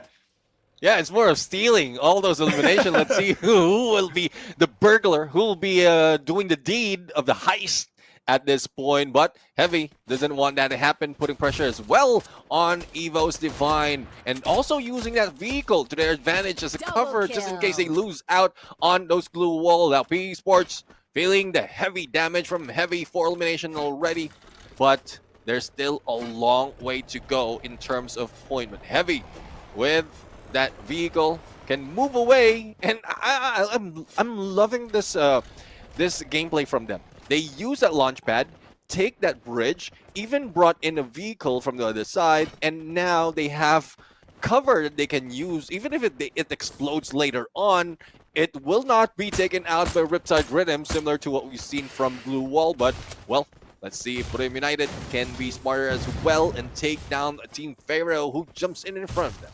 Yeah, Wasana opening up the start of this engagement here. FGL going to be used to try and make them reposition. The jump comes in. Buriram, they have the high ground advantage. Jonah, Captain Jonah, what can he do with his AC-80? Going to be throwing a couple of nades down as well. Zensi gets a knockback by the flash freeze. And it's just a tight corner for now for Pharaoh. They're still surviving. Yeah, let's see though. I mean, pressure overall being put in to those in the lower ground. But for Heavy, they switch over to a much lower part of this bridge. The battle continues between Pharaoh and Burim United. Jonah, the first one to go down with a P90 from Sensi. And there goes a Rebel Rush as well as a takedown, or potential takedown on Dawn. But Wasana is the first one to go down. The cruise follows. Only Moshi remains. And Pharaoh made them food. Now, Moshi has a reposition, but the only question is, can you survive the onslaught of Team Heavy? He went straight into the lineup of Team Heavy as well. He has to make it out. Mochi jumps down, gets taken out, and stolen by Ray as well. Buriram ended the road for them as Heavy catches eyes onto WAG as well. So far, the teams that need to survive, like Todak, Onyx, and VP, they're doing well, but they need more points. Yep, need to do more. And this is their chance. What? No, Heavy right now. What's happening? It's WAG from the other side taking shots on them. And as quickly as that, Boy's the only one remaining, and they were a complete squad earlier. Now, with the pressured blue, he will be forced to go in. Hopefully, no one's waiting for them into the next phase of the circle. For WAG, they're putting pressure on PR as well. Now, Heavy had this position earlier. Not quite sure why they let it go, because this is prime position. Even if it's outside of blue, at least they had that elevation similar to what we're seeing from WAG. Yeah, beautiful movement on the side of WAG. The glue melters had so much value. They melted PR Pharaoh in that case. Now EVOS, they also get a couple of points in the form of Todak members, leaving just the one lone member who has less than half his health left. And only 4 points on the board for Todak. This is not where they want to be, and they will be taken out.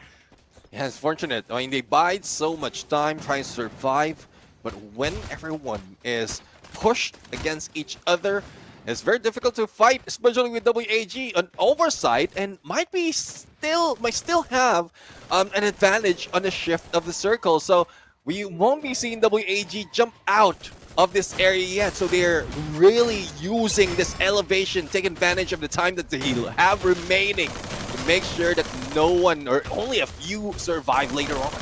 Yep, Onyx, this is the last call for them. Can they survive? There is still 2 members on the side of VP that can make the difference. With the dash, Exposy goes in for the kill. They take out Onyx. This is a great chance for VP to get a second booyah of the day. We're left with the final 3. WAG, EVOS, as well as Virtus Pro. Let's see though, WAG, great elevation. They have a good chance of moving towards Evo's Divine, or even further away from either Evo's Divine later on the shift of the circle. But Rasia will be taken out by Tikui.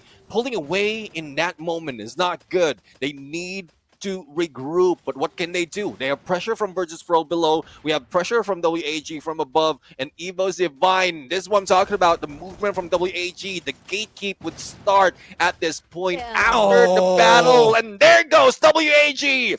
Not even touching the ground. They secure that booyah. They stared down from the heavens for this one. WAG with the elevation, playing from the high ground and allowing the numbers advantage to naturally shine through. And this is why I put WAG in my top 3.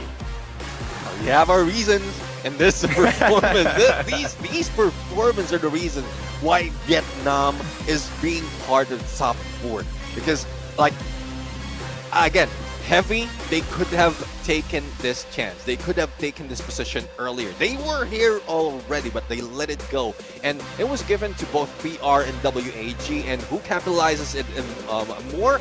It is WAG. Launchpad still has elevation. Again, not even touching the grass. They managed to grab a booyah. And it feels like a childhood game wherein it's heaven or hell. You go down and you're out. So that's what WAG played it at this point for this third map.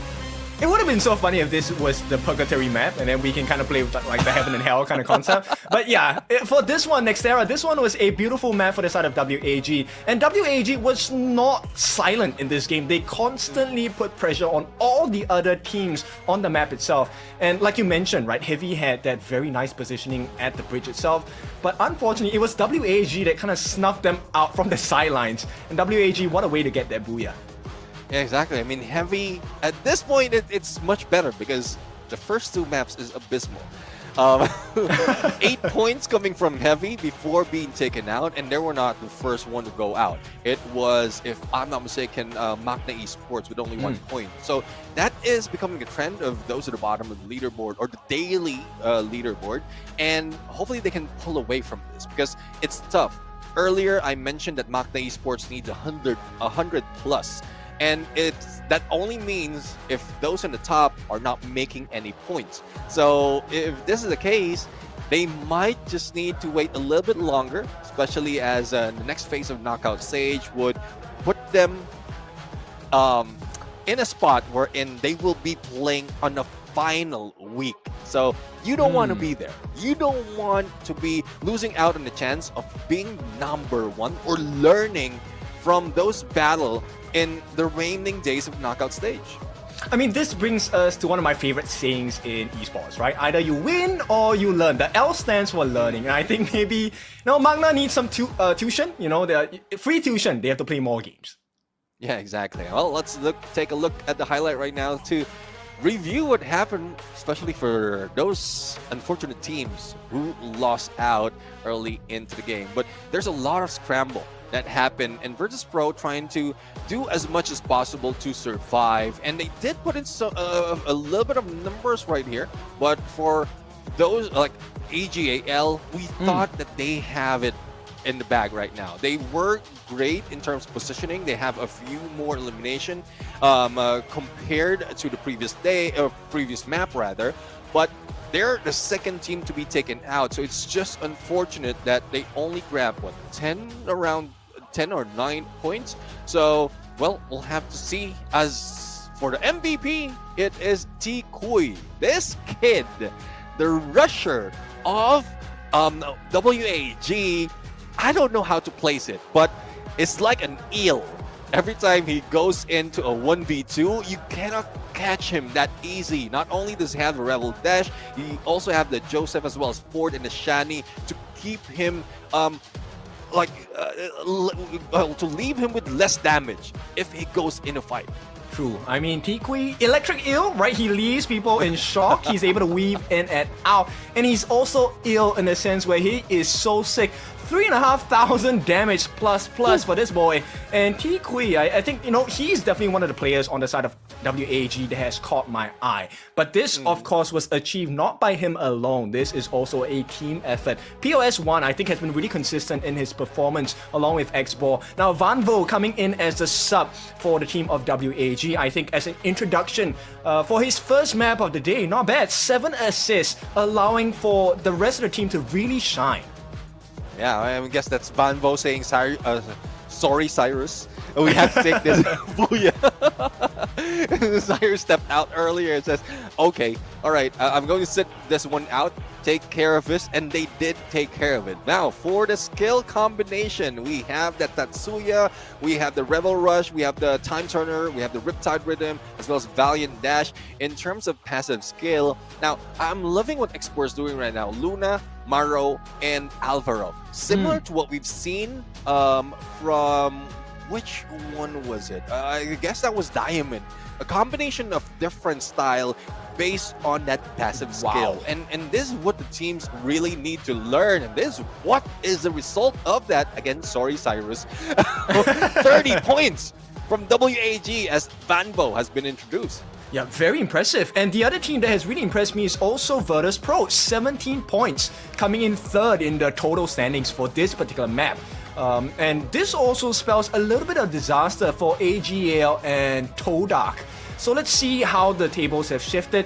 VP is so close now. They're about, 24 points away. So one very, very good map could really pull them ahead of AGL. But that also means AGL needs to be the first one out of that particular map itself, which is probably not going to happen. Well, we'll see. We'll see, depending on how hungry Virtus Pro is. But imagine coming from the 17, and we're halfway through, and they're already in 13th place. Yeah. And this is the aggressiveness that we want to see from Virtus Pro. But right now, we just ended 3 games into this map, and well, we are going into our 4th later on. But we want to see more what teams has to offer in this game, Kindofo. Yeah, so I think we will take a short interview in this time, and I'm curious to see who is our interviewer this time. So, we've had quite a few hosts. Let's find out right now. Hello survivors, welcome to the interview section. And now we are here with Nameless from Virtus Pro. สวัสดีค่ะ สวัสดีครับ So have to admit that they got a slow start, like since week 1, and this is the week 2. So let's hop into the first question. For the first question, how do you feel about your performance today? Because now you can get back on your trail, and on the week 1 is not a good day for Virtus Pro. ก็รู้สึกยังไงบ้างสำหรับวันนี้ที่เราได้กลับมาแข็งแกร่งมากขึ้นเพราะว่าอย่างสัปดาห์ที่ผ่านมาเนี่ยก็ performance ไม่ได้ดีขนาดนั้นแต่วันนี้เรามาดีมากๆรู้สึกยังไงบ้างคะก็รู้สึกคุ้มกับที่ผ่านมาครับเพราะว่าซ้อมกันหนักขึ้นครับ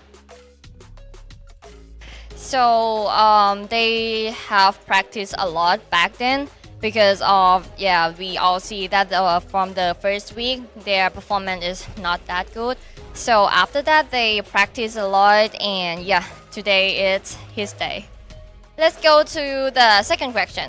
For the last game, you are in with 3 teams. It's 4 teams left in that time. What happened to Virtus Pro? ตอนนั้นเกิดอะไรขึ้นในเกมสุดท้ายเพราะว่าตอนนั้นเนี่ยเราเข้ามาเป็น4 ทีมแล้วแต่ว่าเราเหมือนจะโดนก่อนตอนนั้นเกิดอะไรขึ้นบ้างจังหวะโดนสะพานยิงครับสะพานเขาให้คมหาย2เลยครับ Okay, so in that situation is one team they already got the area on the bridge, and Virtus Pro is the first target from them, so they just headshot to our team. 2 players already down, so that's why they cannot get that booyah. Let's go to the last question. How do you feel about your performance? Are you satisfied with that? วันนี้พอใจกับ performance ตัวเองมากน้อยแค่ไหนคะก็ถามว่าพอใจไหมก็ถือว่าพอใจครับที่กลับมาได้ครับก็ภูมิใจครับภูมิใจคนในทีมทุกคนครับ Alright, so they really satisfied with their performance for today. Like they say they have practiced a lot back then, and Nameless really proud of his team. So thank you for watching our interview section, and we will get a short break before go back to the tournament. See you.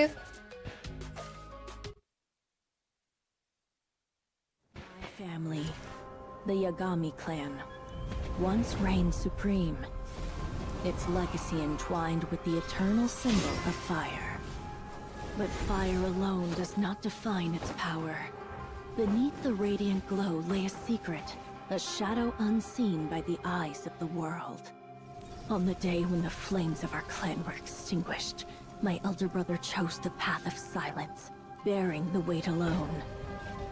But I swore to fight back.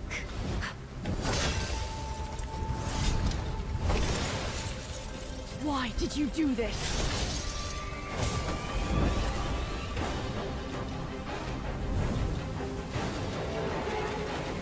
The fire blazes with light, but the shadow fuels the fight.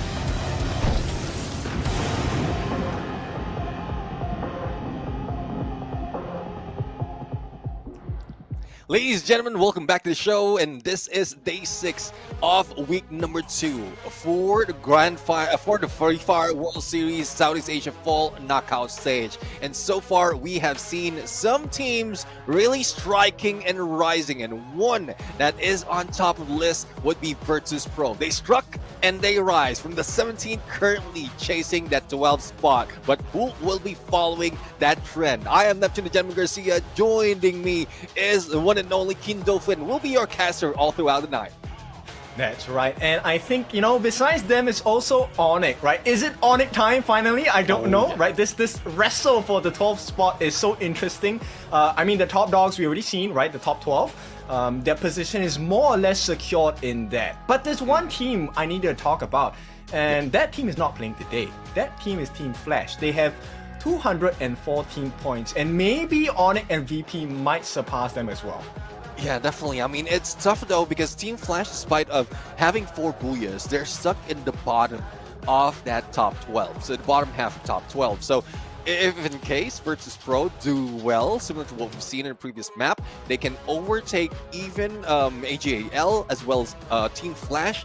And well, as much as we want this coming from a team like Virtus Pro or even Onyx Olympus, I would want them to stay consistent, being in the top, doing everything that they have. I know they need a little bit of learning before they get to that, especially with the changes in meta, changes of how the teams are using their active and passive skill, as well as with the movement towards the map. But we all know that Virtus Pro has that aggression that they can bring it on. So let's see if it's Virtus Pro or even Onyx Olympus, another, the previous champion of this, champion of the previous season, as well as another dark horse in this competition. But we're talking about a little too early to end this because we're only in knockout stage, and this is just a race to get to the top 12 to start off next week to be getting that spot on the grand finals.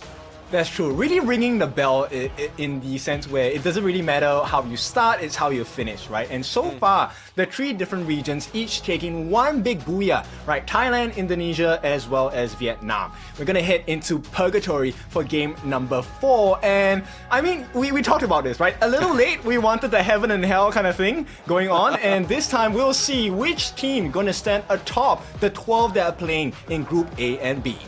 Yeah, looking at the top 3 teams in this map, we have Team Falcons, who's always been consistent in that number 1 spot, but unfortunately we are not going to see them for today. So WAG, Virtus Pro, and as well as Team Heavy. So hopefully this is a turnaround that Team Heavy has been waiting for the past 3 games, because it seems like the 9 points after 3 maps would not do them any justice at all in moving up the rankings, moving up the leaderboard. And they might even be taken down if Magna Esports will be performing quite well.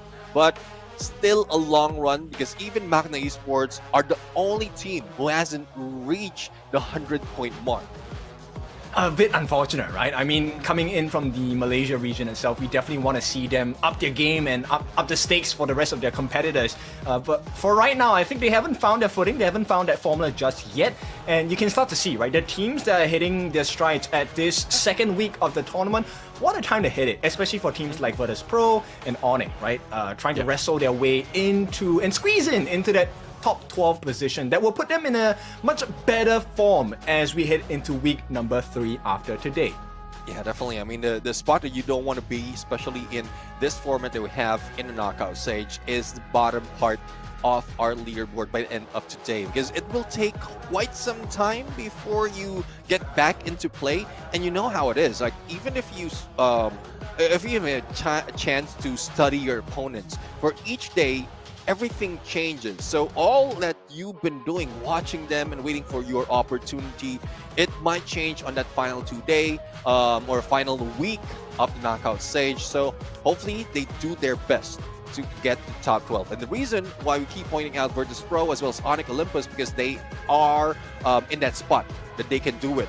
If for those of you who don't know, from the previous season of FFWS Southeast Asia 2025, Onyx Olympus is one of the team who went in last into the grand finals. But right now, this time around, they don't want to be on that spot. They want to lead the team, or probably lead some of the teams, those at the bottom, to be able to get their chance. But on to head-to-head, we have Tuts going against Wasana, and it seems like Tuts is much stronger this time around, especially with grenade and a combination of skills that he can be put in different position, whether it's a rusher, whether it's a sniper, or even as a grenader. So 68 against 41 on the elimination, and the rescues is much more for Wasana, because it seems like how Borneo United is playing this out. They're trying a lot of different things, and Wasana is just tasked to make sure that he rushed to the rescue for those that fallen. Which is the beauty of Free Fire, right? You can play many different styles, and as long as it's part of a team synergy, you're able to cover the gaps and weaknesses on your team, you can find success on the 6 different maps available on Free Fire. So this is something that's really interesting to me. And as we move on to the 4th map, more or less the second half of our final day in week number 2, I think this is where we start to see the consistency of all the different teams, right? The 12 teams playing from Group A and Group B. Speaking of consistency, I mean, the teams that has been consistent are WAG, RQ, and Evo Divine, topping the board for today. But before we head there, I did mention about Evo Divine, where Rasia is on head-to-head against Du. I love this comparison, because these are both snipers, and looking at elimination alone, they're quite tied. But for rescue, this only shows that Evo's Divine, or Rasia, is prioritizing and keeping all the players, all the members of the team alive, so that they can fight a good, like they can go in for a good fight once they get in the final circle. But it also tells you that the point that we made about AGL, Du is always far away from his teammates, right? Which is why the amount of rescues is not as high as Rasia here. And look, production, I think they are trying not to take a risk, right? They don't place the VP players on the head-to-head. Why? I want to see VP show up, man. Give us those numbers, and maybe we will see VP get another booyah today. It's tough though, because we know for a fact they started the knockout stage in a lower run, in a lower tone. So I think if you go for a head-to-head, it would be like just one-sided, I would say. But before we go to any sides, let's see if it is heaven or hell that would be given to the team, because in either way, they will not be saved, especially if they are going against the top dogs. Purgatory is here right now, and the flight path seems a little skewed. And once again, this is what I live for. Okay, so heaven and hell, is it going to be hot or is it going to be beautiful? And this is a tough one, because this flight path, let's be honest about it, this one is a disaster for a lot of teams. We will get very early interactions between many of these squads. Yeah, and well, believe it or not, this is how we started the week and the same map, but it was down on the south. So I'm loving how Purgatory is bringing that, I would say, limbo for where or who the team will be surviving at this point. But Heavy, who might be in trouble, who's always in trouble most of the time. A potential backstab will be happening on Tabby, and there you go, LPT missing a shot. Only the M1719 in hand, and Time Turner being used by Kabi to get away. But what can he do? Thompson in hand, but still has been taken down. Surprise, surprise. LBT has that Mag 7. Yeah, and in that skirmish as well, Magna also having a couple of drops as well. They do get that knockdown onto LBT, take him out. So that's a couple of points for all of the teams in this area. And I'm talking about 3 different teams here. So Heavy, Magna, as well as P Esports. Now, Bui looking for an opening on the sidelines as Don't Cry as well. Let's see though, we are seeing a couple of SMGs for the side of Magna Esports, and they do have the number M590, FGL, Max 7 in the hands, but no! Allen takes advantage with that Bison, and it seems like Magna Esports, another unfortunate run for them. They have the numbers, but doesn't have what it takes to go against 2 players. We're talking about 2 players of Heavy. Yeah, you want to be first, but not the first to go out. And unfortunately, Magna will suffer that fate as VP. What a start. They get another point on the board. That's 2 points for them. Not a lot, but it's a great start. Yeah, it's a great start. And this is where VP is always being challenged by Todak. But right now, let's see, another challenger has entered this area. It is AGAL. There goes a Team SR with that valiant dash, plus the M1887, and the potential takedown already. And there you have it. Team SR, after being chased by Virtus Pro, they are now going against AG Global. And it seems like this is it. Todak will be out on 11.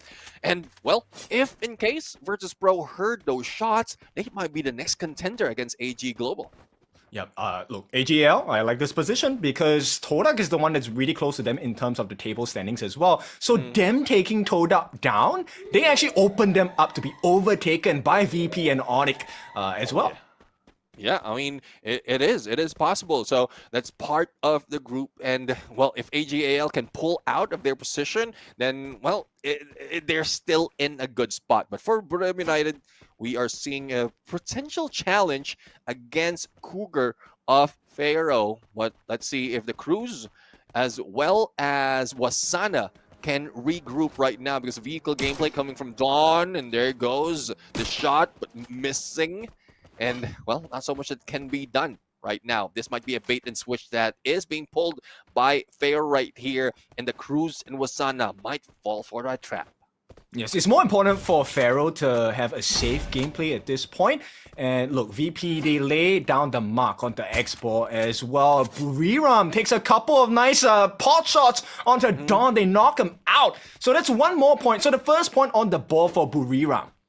Yeah, I mean, most of the time, we see them go engagement late, but, well, I guess they're not expecting that player to be there. And, well, quick revival being done for Pharaoh, and they're a full squad right now, but the rest of teams will be moving in against Wasana as well as the Cruise. Now, will this be a challenge compared to what we've seen earlier? Because Cougar was a target, but Dawn is the first one to go down and jump, and Cougar, I believe, is taking shots against the Cruise, and Cruise is providing that distraction for the flank.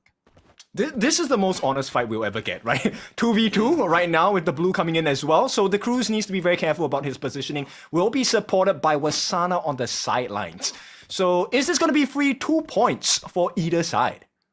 Yeah, let's see, though. It's tough to call. The Cruise, I would say, I mean, like, history-wise, he's a great player, but currently we are not seeing that. It's living up the shadow of his past self, and hopefully Brave United would bring them, or we bring him to a spotlight. But, well, this is what happens. If nothing fruitful happens for Brave United, they just pull away. And that's even more than 20 seconds, so good enough that they stayed right there, but they don't want to risk being damaged by the zone for so long. I feel so sad for Don, dude. He revived, got taken out once again. The captain, Mr. Jonah here for Buriram, getting a couple of nice shots as well. So this is going to lead them to, I believe, a second point for the side of Buriram. Now, Heavy, they have eyes onto Onyx, and they're looking for an opening. Oh, Zyro! That opening! Boy, for takedown, AWM against Zyro, and, well, this is different because Zyro is a sniper for Onyx Olympus, and seems like Boy is doing a number on them. Crime MKS, despite of that AC-80, will not be able to survive. Now, let's see if he'll be able to get away, but up close from Ski Lodge would be Esports, but no! Allen! This is a comeback from Heavy right now. First 6 minutes and they have 8 points already. And Onyx fans, this is not what they want. This was supposed to be the game they were able to come back, wrestle for that 12th position on that table, and unfortunately for them, they're the third team to be taken out. This leaves us with 9 teams at the 6.5 minute mark. Let's see. Heavy might be going in for a quick end. He's gone, right? Teams will. Well, Kabi is here all alone, but there you go. The rest of the teams will be coming in. Boy would have that sniper on him. The time turner save him for a moment, but all shots from Nero, LBT, as well as Lao Ho all of them on that marksman, either marksman or sniper. So SVD, AC80, you know how damage is, and now they have been marked for death. But don't cry. Use if he needs to tank, he will go for that 1v1, and Allen gets taken down, knocked out, executed as well. One more point on the board for a total of 2 for EVOS. It's tough for Allen at that point because even if he survive or take down one, there's 3 more players waiting for them. So, well, we still have 2 players for Heavy that can make the dream alive. But at this point, AGAL staying on high ground. Another team on the contention of moving away from the 12th spot. Now, the only question is, can they take down Virtus.pro? Because Virtus.pro is, well, close but not too close. So 24 points below AGAL, but they don't want to risk it. I don't want to see AGAL risk it that much. So if they can take down at least 2 players or the entire squad of Virtus.pro, then that would help them survive a little bit longer. Okay, I'm a little bit more greedy, so I want the fight to happen. But then you know what? Look, we have what we want, we have our wishes, but WAG, they have plans of their own as well. And if once again the engagement between AGAL and VP happens, I assure you WAG will be looking for that opening. They want 8 points off of these 2 teams that do not know that they're around, maybe. Let's see though. Let's see if they can grab that 8 points, but WAG, especially what happened earlier, it seems like they are on point, just waiting and buying their time right now to secure a few more elimination. And the same goes for Virtus.pro, so no one's moving an inch. Well, they don't have to. They're inside the previous phase of a circle before the 3rd shows up. But for RRQ right now, they might be meeting up with Eva's Divine because even the hit list will be showing their position, so they know they're on the high ground. And there you have it! Rasia, the Wonder Kid, pulling that AWM, taking Dutch down, and it gives them more time to go for the push. And Eva's Divine not waiting anything, and there goes that Aurora vision to find out where everyone else is. Yeah, 18 tier needs help and needs it once again. It's not looking good. Ma'ao getting shot down as well. EVOS looking for an opening. They get the knockdown onto 18 tier finally. He's out of the fight. It's going to be 3 members left for the side of RRQ. Make that 2 as Abe and Dudes will be found in constant danger now. Ray with the M590. They're looking for one more. Abe, he needs to get out of here right now. Oh, unfortunate though. Heavy just stand in front of Evos, and they probably are thinking that knockdown is just from one team and not expecting that there's a team going against each other. So let's see if Heavy will be risking it, but we are looking at 3 players up front and 1 on a sniper who is on high ground. Allen have a good chance to go in for a fight, but all utilities being used against them. And let's see if Kabi and Don't Cry can at least help Allen to get through that line. It looks like all 3 players on the side of EVOS have the Alvaro passive. Like, the nades are coming in. And right now, Don't Cry on the sidelines looking for a potential line of sight, right? Oop. As, look, how many nades do they have? What the heck, EVOS? I mean, they've taken out a couple of teams already, so I guess they took those nades as well. Let's see if Kabi and Don't Cry will be forced to move into the zone, but Coach Hill has been taken down. Allen, though, would be taken out as well. It's now a 2v2 in front, and Don't Cry will try to stop that revive, but no, it's a little too late. But there's still recovery that is needed, and Aim God goes for the rush as well in the back end, and Heavy looks like will not be surviving. And there you have it. Heavy's out. Evo still alive, and the pickup can be done. It was looking decent for a little bit, right? Bui actually came in at the last moment here, but EVOS, they walk out the winners, and right now we're left with 8 teams at this 11.5-minute mark, and EVOS, current world champions, there is no doubt they will be able to make their way into this next circle with, I think, a little risk at this point.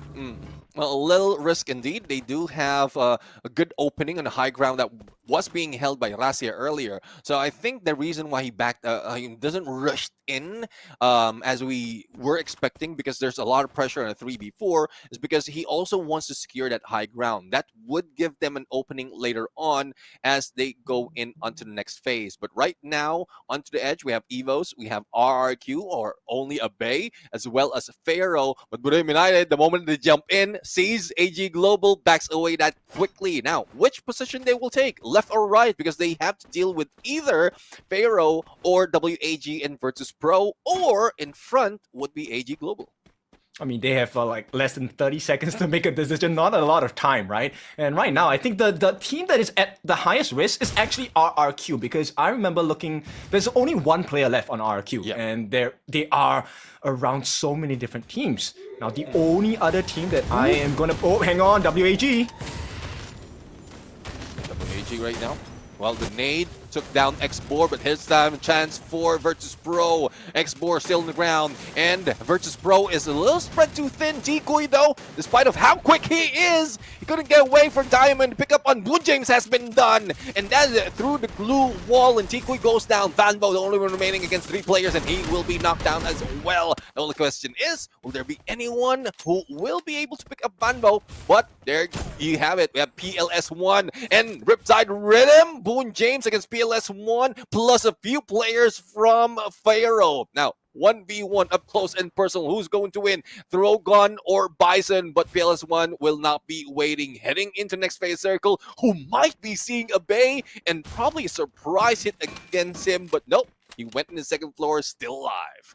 But it's a 2v1. Actually, if PLS jumps in now, he could potentially take the win. Comes in looking for the jump shot with the Trogon as well. Not gonna work out. At the same time, Buriram going up against the opponents in the form of Pharaoh. WAG will not win that 2v1. Gets taken out as, Buriram looking to put some damage against AGAL.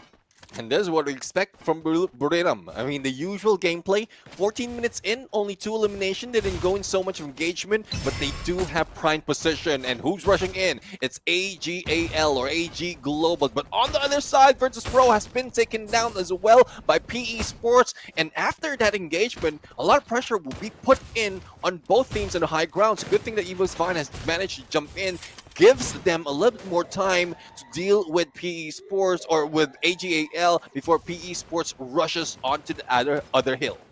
Yep, everyone is very spread out. This is a very open area. The glue melters are going to be of maximum value at this point. PE Sports not looking too good against EVOS, as Ray looking for that one-on-one against LBT. LBT actually rushes to the backline. He's going 1v4. What the hell? Nolan tries to back him up, and LBT, that was a wrong call. They take him out. Yeah, I mean, Nero has been taken out as well. Even Lauho will be taken down by Buriram United. Now, this push Buriram United towards Eva's Divine. If Aim God will not pick up, that will be a 4v3. But there goes Wasana with Revel Rush, and as well as a knockdown. And the Cruise right now with the Charge Buster, but Wasana has been taken down. Jonah and Moshi will need to work to move to the zone, but Moshi will be taking a few HP because Jonah is also dying out because of Cougar. Only 1 remains for Buriram United. If you take down Coach Shield, at least 1 point will be taken, but not so much will change in their placement. But no, he goes down as well. AG Global against Pharaoh, 2v4 situation that's not favoring the Pharaoh themselves. At all, Cypher, they get the knockdown on the Cougar as well. Dawn, the last member, standing AGL. This is in the bag. And AGL, they take the booyah in this map of purgatory. What a way to end the day so far. Yeah, what a way to get away from 12th spot as well. Because we've been counting Virtus Pro as well as Onyx Olympus to at least take a lead against them. But, well, at least they know that and they don't want to give it that easily. They were even challenged by Buriram United. But the switch, the change of pace for AGAL just shows that they don't want to, like, in visual, they don't want to show up like AGAL. They put so much pressure on Buriram United that they were pushed towards the other side, and that's where AG Global took advantage of that, going for backstab against those battling on the other side. I believe that's Virtus Pro and was it Evos? But, well, regardless of who it is, we have AG Global taking the 4th Booyah in the day. It's not looking good for Team Flash, actually, because this means they will have a difficulty in getting that 12th spot away from themselves. Team Flash now at risk of being overtaken by VP and Onyx. Yeah, it's one thing though. They're very, very close. I mean, Virtus Pro, after AGAL move up, Virtus Pro would be going against Team Flash on the leaderboard. And even Onyx has been pushed down, I believe, because they Heavy looks a little stronger from that game. They had what 8 elimination before going down, but it's just unfortunate that they have to. They are not reaching the final circle. If they can do that, if they can practice and staying quiet, staying silent, and then go for the final circle, then at least they have a better chance as well to grabbing the championship. But well, it is what it is right now. We'll have to see them do a bit more for the remaining 2 maps, because that's just a 4th map, and we've seen a lot of engagement, a lot of tactics already.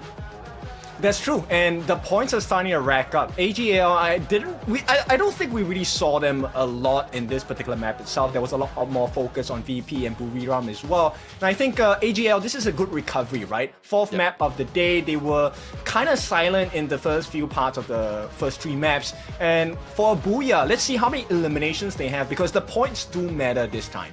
Yeah, I believe from last time we saw them, it's not even reaching 10.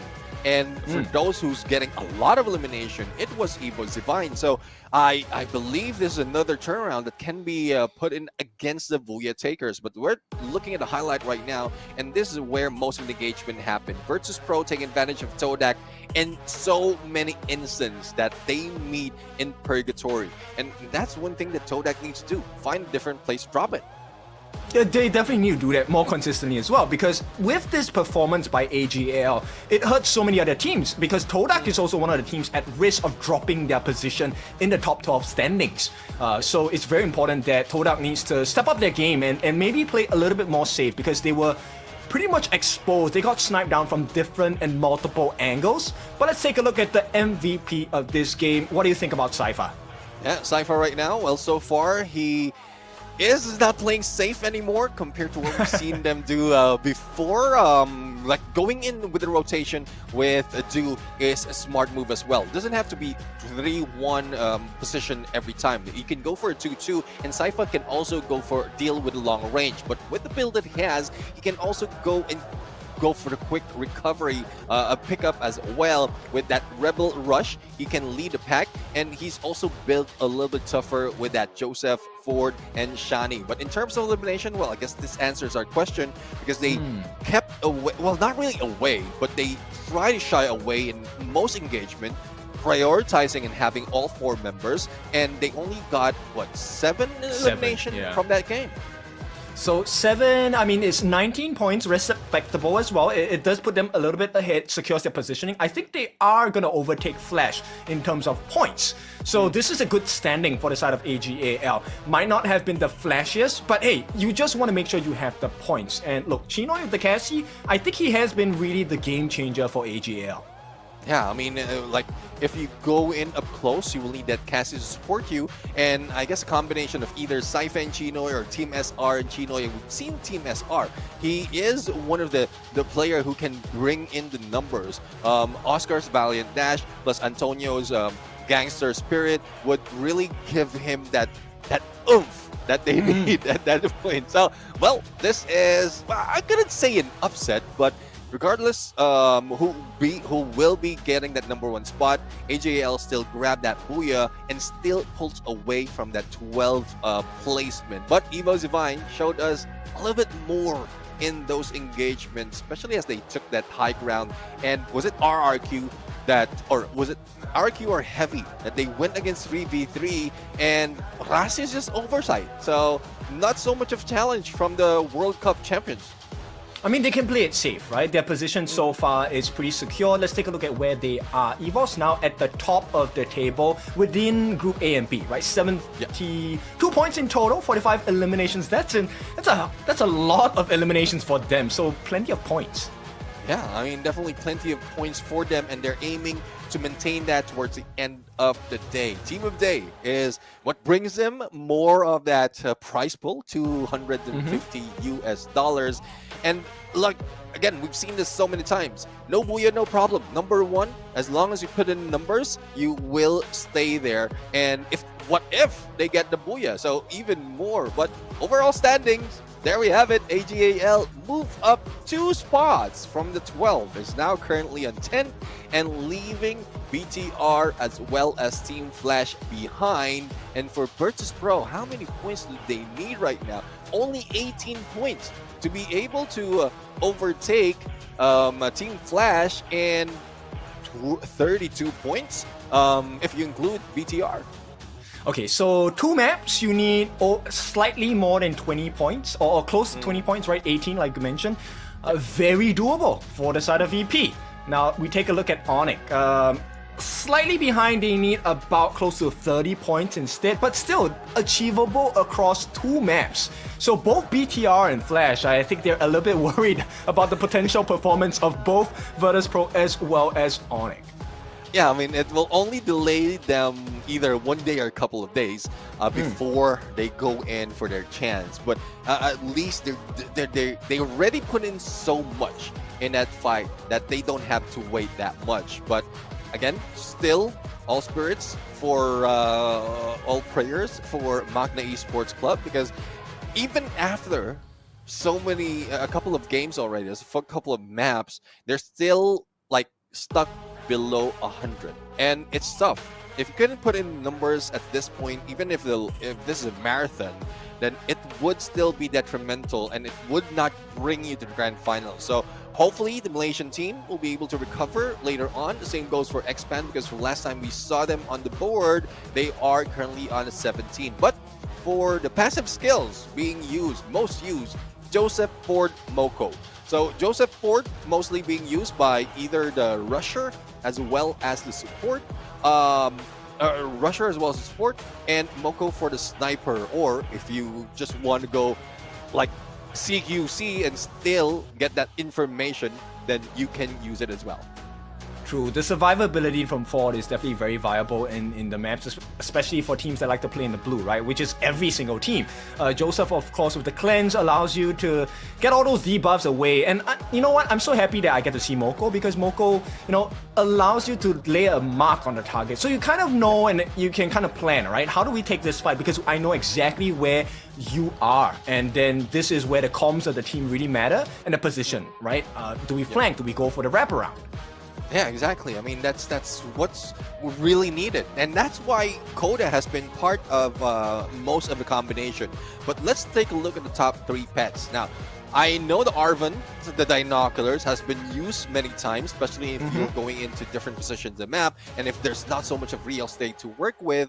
And you did mention about that grenade earlier, the Alvaro being used. This is the partner of the Alvaro as a passive skill, the Beastin, with a chance to throw even longer with those grenades, to lob those grenades even longer. I'm quite surprised though that the Dreki is rarely used. I know that it's often used by snipers because it gives out information, it gives a mark as well, similar to what we've seen in Moko, but this time not because of being hit, but those trying to recover. So if you have a combination of those, even so Moko, the Coda, or rather Moko, Riptide Rhythm, and that Dreki, and even if you're a rusher, if you have a Dreki on you, you would know if your opponent on the other wall is also healing up, so you can just trigger that Valiant Dash. So there's plenty of use of that, because I use it very often on BR as well as Clash Squad. True. I mean, you are definitely a much more composed player, right? And now RQ, they are the #1 team on this map of Bermuda, the OG map. Who are the other 2 teams you will put in this 2nd and 3rd position? Well, at this point, it's the WAG as well as Buriram United following RRQ. So, well, Team Flash, again, we've seen them perform in so many maps. They have been placed in the board, but it's the inconsistency that we hate to see from a team. So let's see though, for the teams who are yet to play day number 6 of knockout stage, or week 3 of this day 3 of this week 2. Let's see if they will be remaining consistent, because what they need is not just consistency, but also the energy and also the trust in that energy, because we are sponsored by Red Bull. We have been sponsored from the spring up until the fall for the Free Fire World Series Southeast Asia. And this is what we love to see, even more energy that's being brought in by the zinc and vitamins from this Thailand version of the Red Bull that could help you not only to get that energy, but also help you out to weed out all of those bad tastes in the mouth, especially if you're losing out. Yes, so if you're looking for the gold standard, look for the gold can, right? That's the motto, and that's the image that we want to push across to you as well. I mean, trust your energy, trust your teammates, and I think we will see a huge uprise in the energy and performance of the different teams, because we're gonna head into Bermuda right now. Susanna once again gonna appear on your screen. How is the flight path gonna be for this one? Another one. Give us another one. Well, we're always seeing that in Purgatory, and it wouldn't hurt if they will be pushed against each other on a rough flight path, but I don't think it would be given twice back to back. So, well, good luck for me. But let's see though, coming in from Rimnam Village, going into Keraton, and I know RRQ would be hanging in here, but surrounding them is Todak, who will be taking Clock Tower, and Hangar for Magna Esports Club. One of the player, or a couple of players from RRQ, is also invading Hangar. So hopefully there's a chance that Magna Esports can take advantage and get those initial forms. Okay, you want the advantage? No, it's RRQ, boys, as Aleph gets taken down, and RRQ a great start. 1 point on the board already for the Indonesian Giants. Yeah, Plasma Gun is annoying, I would say, in this point. No need to pick up any of those bullets, but the Bay will be taken down. 18 Deer for the follow-up, and I don't think Getfu was aware of that, but at least they have 1 point to their name already. Raymil far away, Scar in hand, might be scarred in this game as Dutz is waiting for him. There goes a one shot, but there's no follow-up to happen, but he will be pinched because another player's on the other side. But up close and personal, he still loses out. Dudes with a Thompson who might be able to do another one. Yeah, at the same time, a lot more kills coming in, so Dudes will be able to hold his own, but with the time turner, this could really turn things around. Dudes will be taken down. 18 Deer, once they're going for the support, gets another point for the side of RRQ. So that's 3 points in total. Healthy amount of points for RRQ. They did have to sacrifice Dudes for that though. Yeah, I mean, they sacrificed him, and the time turner has helped for the tide turner for Magna Esports. Now, let's see if this is something that they can take advantage, because we've seen them on a 2v4, and they are still losing out. So, one thing I would say for Magna Esports, pull away as quickly as possible. At least have one player going for the vending machine, just in case one of the players will be going down. But as we look at it, Heavy has lost one of the players as well and needs to recover, but another of them is not recovering, or is not even putting up HP, so I don't think they have the meds to do so. But for 18 Deer, after coming back, is now dealing with Jans with that Parafal, and I know that gun, great damage, not so much a fire rate, but it is a great use from long range. Okay, at the other sides of the map, Heavy not doing too well. They actually dropped 2 members down. They don't have any points. This is not the same start they had in the previous map. Let's see though, if they can change that pace. But for Maal, SKS, shots onto hands, plus a Riptide Rhythm. And there we have it, time turner. Well, surprise, surprise. Don't walk away. Don't walk away, boy. There goes another Riptide Rhythm, and Hands managed to block those shots onto the airplane. But he will be left right now, being shot at from behind, or from the other side, by RRQ. So Magna Esports surviving a little bit longer, and there goes the hit list to get the information as to where MEC is. Yeah, that final shot by Dudes was so good as well, and EVOS making life difficult for Pharaohs at this point, as PE Esports gonna be right around the corner as well. So right now Putra is down and will be picked up by the team. Adam, the next one to fall as well. Nice snipes coming in. Let's see though if they'll be able to bring up Adam. And, well, there's a lot of pressure early game. They don't want to deal with this. But speaking of pressure, Evo Zivine, well, he did mention that most of the time they have points already at this point in time. But hopefully, Pharaoh would be the team that will bring it to them. But no!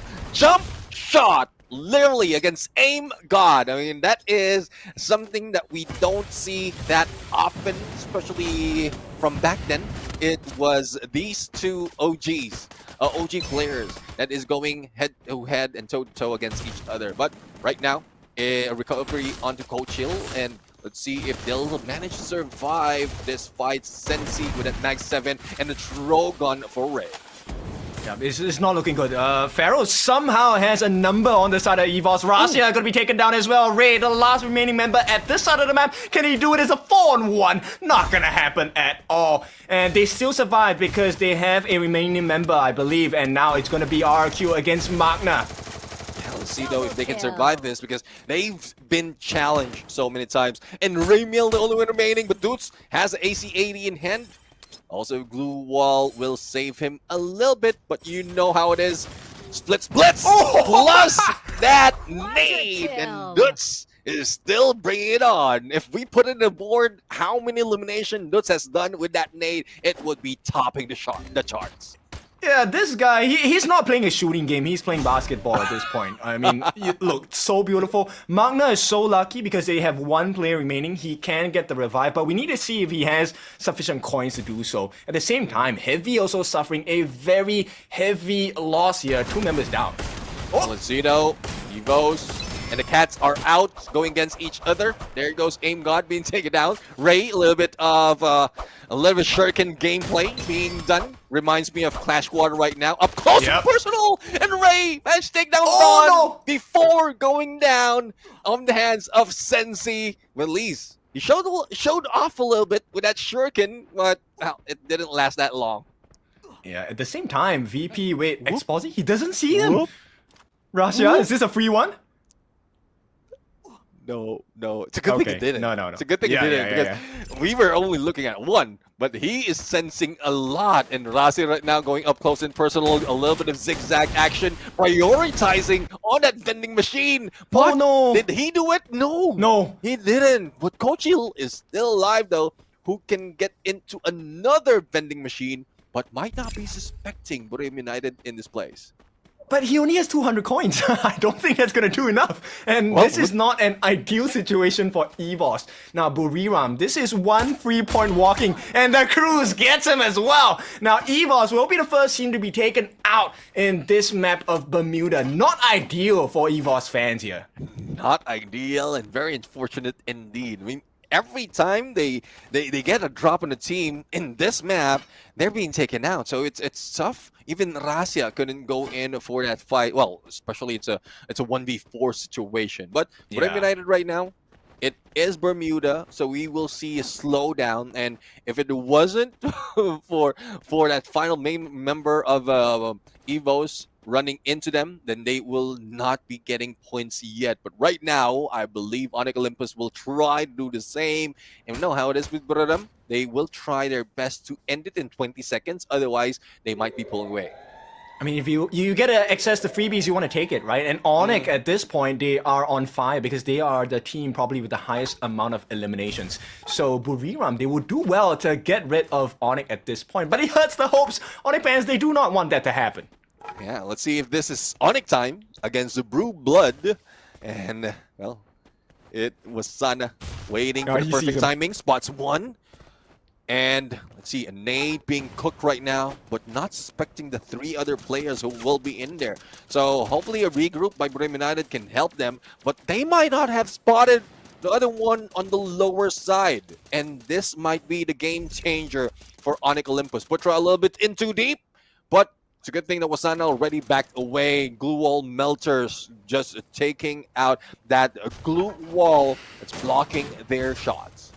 Yeah, but the Cruise, his positioning is clean. He's coming in from the side. They're going to go in as well. Cruise puts down the wall. Zyro might get hit by the nade here. Will not have any damage so far. Riptide Rhythm going to be dropped down by the side of Buriram. Wasana falling a little bit low here. Needs to heal up. Let's see though. And they do have the zone advantage, so a little bit more of damage being taken by Onyx Olympus, but it's not expecting Crime to be in there from behind. But Crime has been taken by Jonah with the Trogon. Here comes the Cruise up close and personal, using the Valiant Dash, jumping away, and surprise hit by the Cruise with that M590 Onyx Olympus, it might not be that fast, but we've seen how tactical Brave United did it. Yeah, and right now, WAG up against Heavy as Tikui. He's the best rusher, they say in the comments. Can he do it? He does it with the Max 7 so far. A lot of nades are dropping down. Glue Wall Melter going to be laid down by WAG. As Heavy, they don't really have the best position now. Hey, hang on. Xborg got taken down on the backlines. Yeah, Xborg can be picked up, but no, says don't cry. Vanbo a little bit in too deep, but Alan has been damaged as well, and PLS1!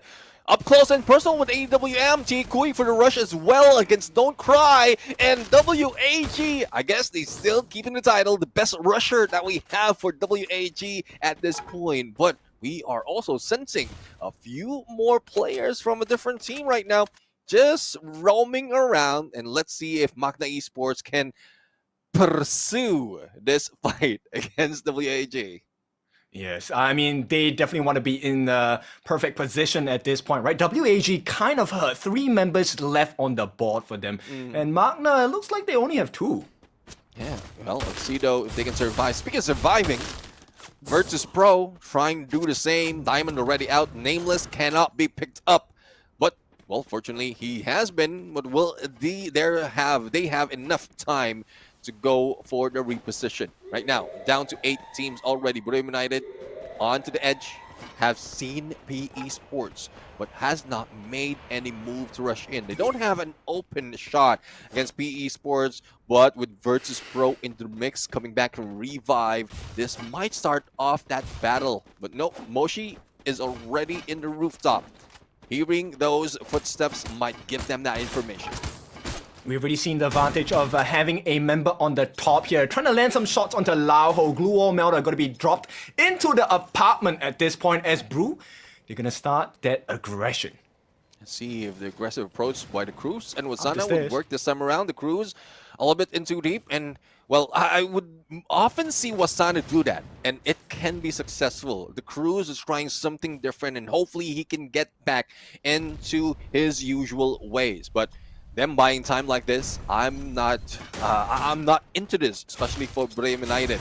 They are losing time as well as losing a chance because some other teams might be rushing in against them. Lauho has been taken down, and this is now Brave United going in on the knockdown spree, especially with Noshi trying to take down or taking down LBT. And there you have it, Brave United eliminating PE Sports with only 1 player remaining.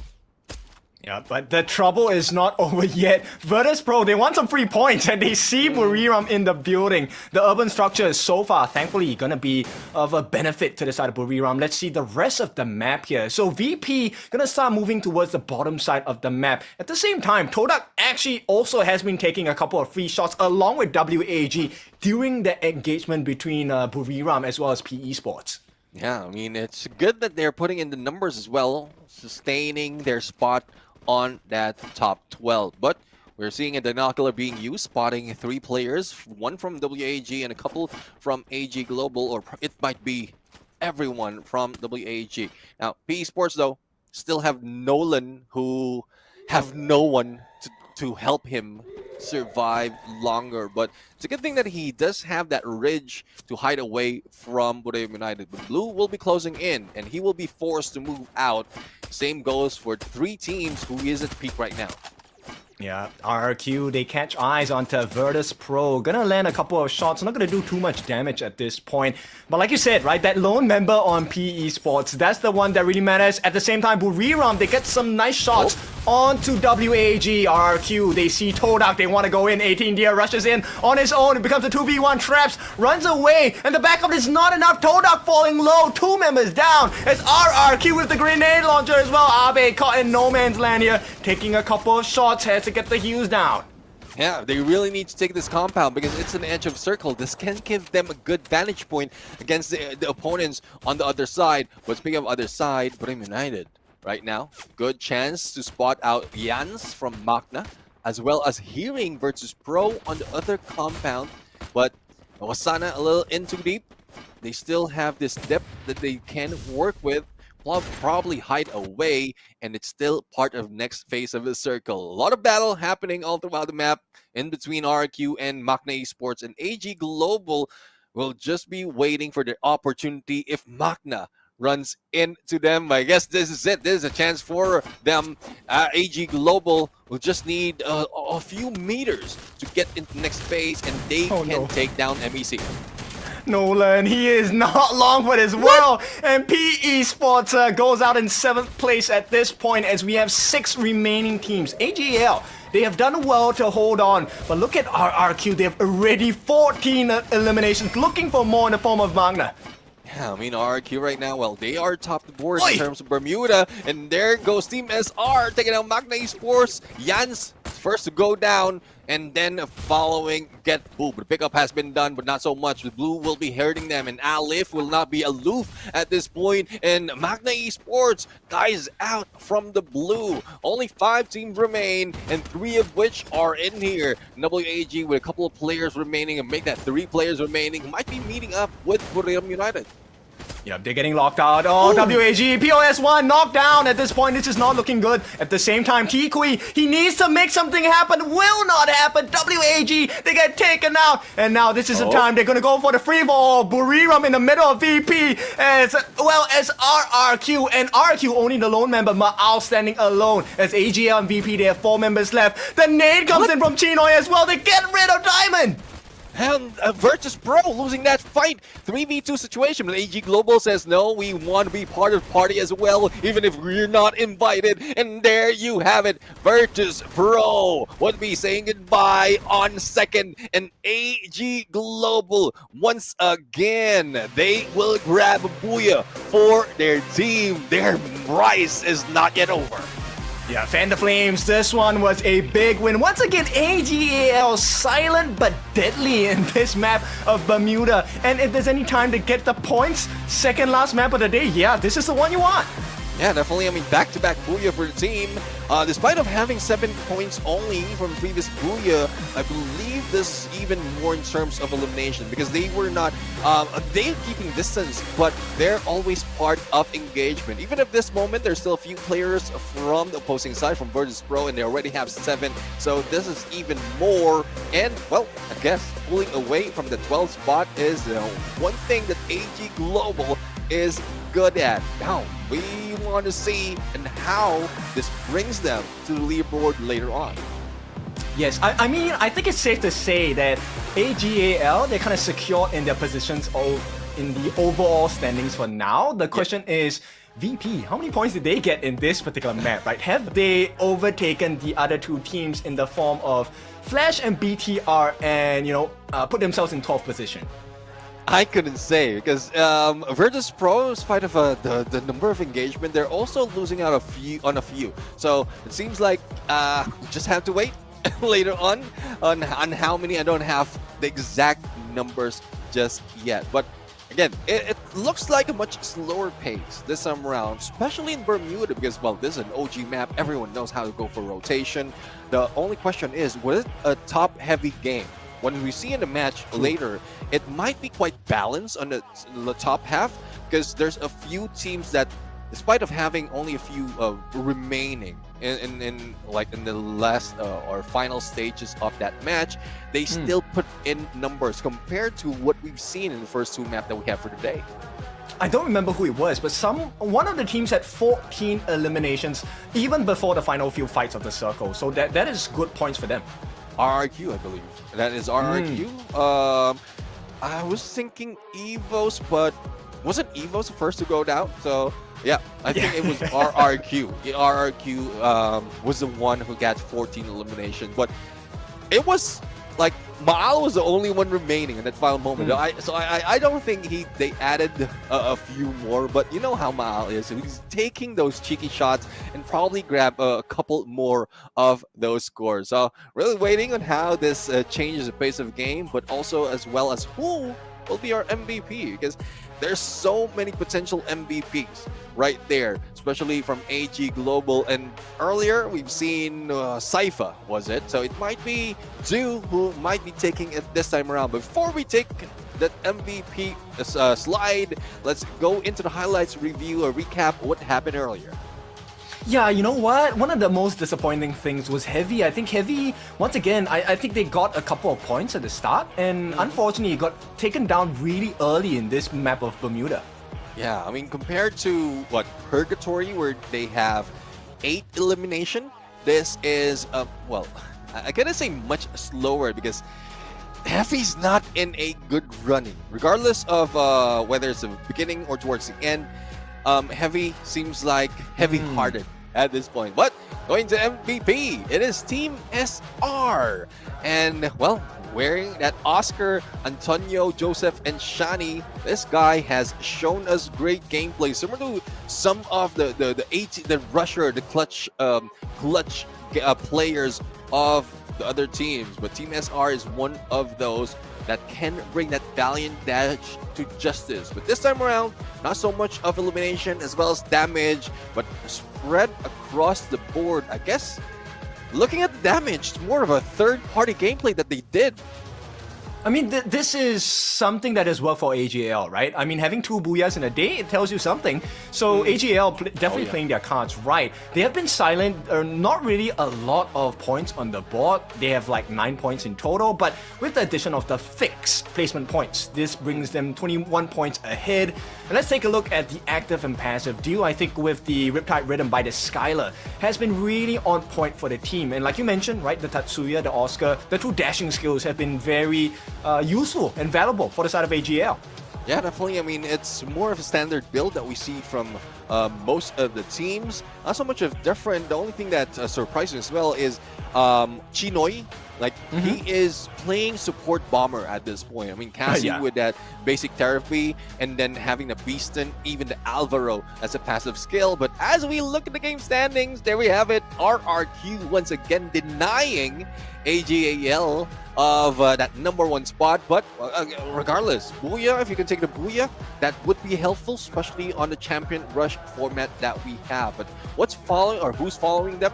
AGAL, Brim United, Virtus Pro. So I would love to see how it ended up on that overall standing, because it was very close, but I don't think that is enough.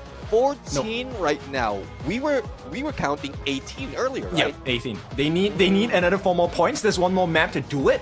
So for now, RQ stands on top, and total of 81 points today so far of the 5 maps we've played. This, I think, puts them maybe ahead of Falcons in the overall standings, but we'll wait for that information later.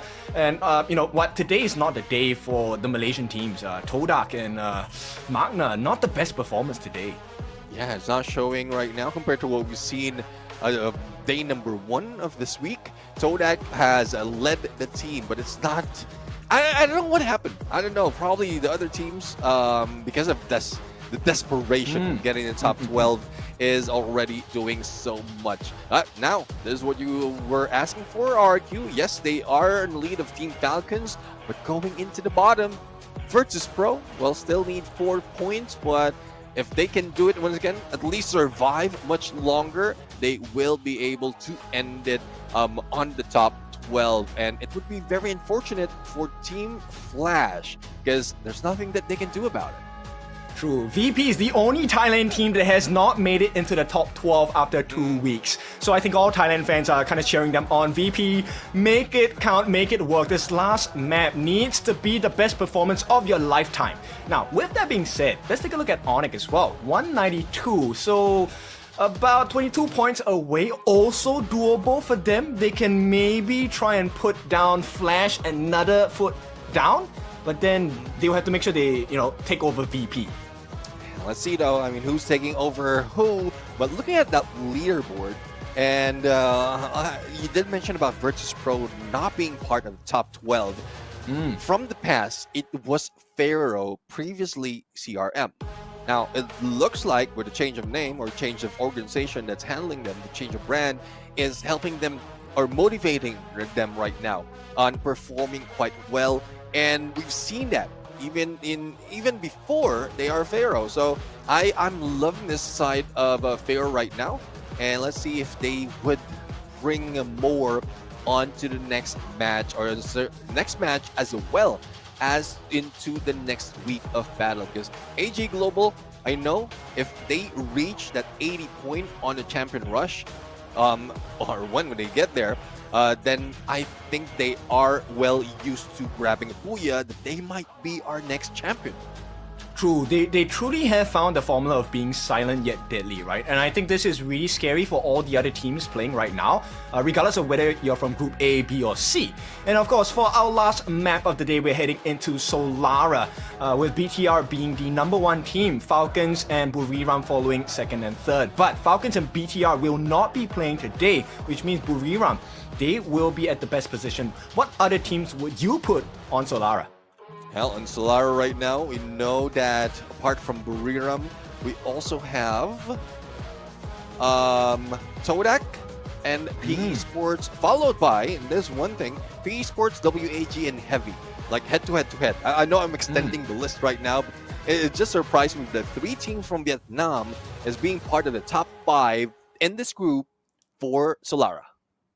Okay, so this might be a Vietnamese map based on the stats itself, but we'll see because Thailand needs to step up. They need that final Thai team to come in, join the party in the top 12 of the overall standings for the table. And I'm pretty sure everyone else on the table is like, no way, Jose, we want to change it up. Well, let's see though. Let's see if they have anything to spare in this battle. This is the final match that we are looking at right now, and well, despite the Buriram United team the top of the board, we've seen a few of their weaknesses right now. So if, well, the only question is if the Cruz is finding his groove, is getting back to his old ways, then this will be a much more deadlier Buriram United. And I think for Buriram United, they're using this opportunity wherein there's no repercussion if you lose out on the like in especially in this final match, because they're already in the 3rd place. But as we go into the booyah comparison, Indonesia with 13 booyahs, Vietnam with 12, Thailand with 7, and Malaysia with 2. And the contributor for the 2 booyahs for Malaysia, surprisingly, is Expand, who's currently in 17. Now, the team from Malaysia that is part of the top 12 is Todak. No booyah, and again, going back, no booyah, no problem. But for Indonesia, almost half of the booyah would be coming from RRQ. 6 booyahs to be exact. That's crazy. I mean, 6 booyahs is a lot, right? And I mean, RRQ is definitely one of the stronger teams in comparison of like the 18 teams we have, right? And of course, you have to include the world champions, the current world champions, which is EVOS. Let's see though. Let's see if this is something they can do. And another thing that we are looking at, especially by the end of this day, is the top 8 who will be heading into Clash Squad. So that's another race because it gives more chances for a team to get even more. That's a different set of prize pool compared to what we've seen earlier. So hopefully that serves as a motivation for the team, but not for those who are in the party a little too late. That's one thing for AGAL. They also want to be part of that group because at some point we still have Group A and B, and who do they need to take out to be part of the top 8? It's GOW, who, surprise, surprise, only 2 points behind, and nothing can be done by GOW. So I guess that is the storyline that we're going to go with before we go into Solara, the newest addition to our map pool right here. Yep, so with the least amount of experience on this map, Solara is a new map altogether for all these teams, but they're very experienced, of course, in the game of Free Fire. Now, success comes in abundance, so let's see, AGAL, can they do this a 3rd time and get a 3rd booyah of the day? Oh, let's see though. I mean, that would be amazing if they can do it 3 times, because most that we've seen is from the top booyah takers, which is Buriram United. That is 2 per day. First was on a day 1, second was on day 3, and well, they might still be able to continue that on later. But for Pharaoh, again, a team that has been turning things around for the squad, for the brand. They are heading in quite far from the rest of the teams. But for AG Global, they might be beating up with Todak. That can increase the odds of them getting a few more points. But let's see who's going to survive. Look, if Todak gets the win in this skirmish, it's not going to be good for AGAL. Let's see though. No. There goes Team SR being taken down. Chinoy tries to go for the shots, but doesn't make it. And, well, this is a prompt for them to pull away, or at least one player, and Sypha would be that one player using slide rails to get away from that compound, but might be meeting a view of that Pharaoh team. But for Boone James, back 7 in hand, Putra will be taken down, and this in Echo Drain is looking like a clash squad, a preview of what we're going to see next week. Yeah, Nameless gonna save Boon Jame at this point. There is a little bit of damage more. Boon Jame and Nameless, the two of them are taken down as well. Exposy and Diamond, they have to come with the backup. Now, they do get rid of the threat, and this will force Onyx to move away. The sole remaining member here, as Adam is the next one to be taken down.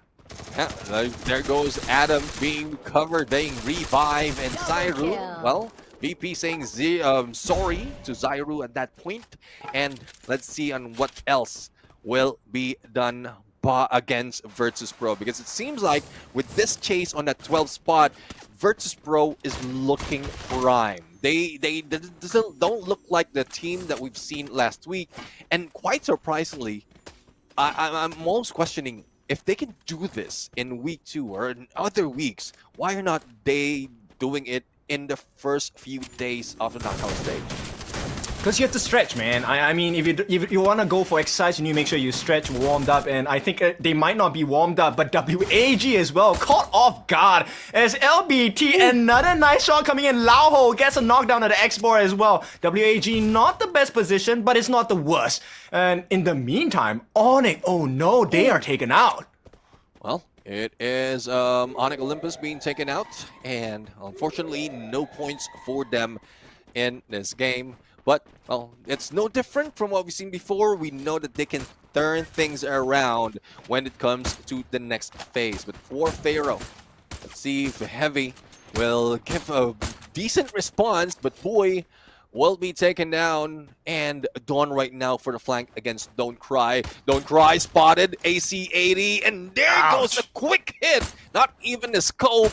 And Don't Cry on his knees. Double kill. Okay, so the big question here is where's this last member of Heavy, right? If they get rid of Heavy now, this is another pain point. I mean, they have not had the best performances in the last few maps as well. So this is Pharaoh in their best form so far. They have a total of 3 points. Let's see though. Let's see if this is something that they can change. Heavy goes for a full revival, and this is what we love, the fighting spirit from Team Heavy. But RRQ right now going in for a long flank. There's plenty of time to spare. They don't have that second phase in a troublesome position. But speaking of troublesome position, it's Magna who is in trouble going against the Booyah Takers for 2 consecutive matches, and I don't think they will be slowing down. That's right. This is not a position that Magna wants to be in. A couple of nice shots coming in. Quite a few bit of damage. As Dew, the main sniper of the team, you know you can trust him to land those shots. Let's see though. I mean, Dew is becoming a threat right now, but he does need some backup. And here comes backup. But no, I think the opponent's already out, and Magna Esports pulls away just in time before the rest of the teams manage to regroup. Looking in the standings, well, only one team has been eliminated, but Todak is leading the numbers in this Solara map, and followed by Pharaoh as well as Virtus Pro. But we're already heading into the next phase of a circle. Now, in a bit, we're going to see where everyone will be ending up. Yes, so there's a couple of different things that need to be done. So Todak definitely needs to farm more eliminations. They need more points to secure their top 12 position. VP, on the other hand, as we mentioned, they're 4 points away. So they need one more elim to be able to make sure that they're in the top 12 in terms of overall standings. Let's see though, if they can maintain that top 12. It's becoming a slow pace. Not quite sure if it's just the pressure or... Because for those on the top of the leaderboard, there's not so much of pressure. They can just go and rush in. But we keep saying as well that this first 2 weeks of the knockout stage provides as a practice for some, especially for Borem United, who have the crews, who really need to jive well with the rotation of the team. But for Todak right now, they are leading in terms of elimination, and they have another target in front of them. It's Magna Esports. So Malaysia against Malaysia, and let's see who's going to win again. Okay, Civil War comes in. Vidals, he's gonna try and go in. Will be taken down as Aleph with the 1887. The shotgun to the face. Vidals will be the first one down in this skirmish itself as they finish up that point. Now, Noki as well, the second to fall, and somehow Todak are faltering against Magna. Well, I guess because Magna Esports is coming from the same region, they know how to deal with Todak. Now, revive has been done, and Raymil managed to take down the Faiz. Now, Traps right now, or Getbu rather, will be taken down by Traps, and the Drogon gameplay still working for them. Raymil, perfect on the timing for the glue wall, and there goes Jans from the side. Even I didn't see him coming. Yep, so Magna, these are very valuable points, and this means Todak, they need to res and drop somewhere else. They can't afford any more losses. In the meantime, Buriram, they have vision on the side of PE Sports. If they can get rid of them now, it's going to help them in the table. VP lands that mark onto T-Kui. They want to know where this boy is.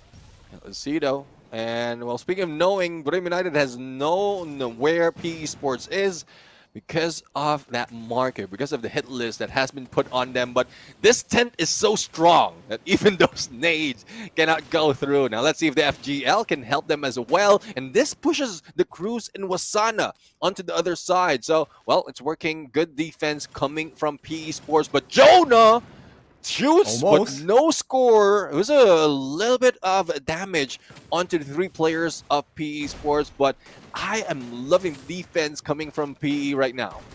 But they have a grenade launcher coming in from the side of Buriram. They can make this hurt for the side of PE Sports. Wasana just landing a couple of warning shots as they look for that opening. They dive in. Wasana, he leads the charge. Can they do it against PE Sports? And it looks like they will. Instant cleanup, you said. 10 seconds? They don't even need 2.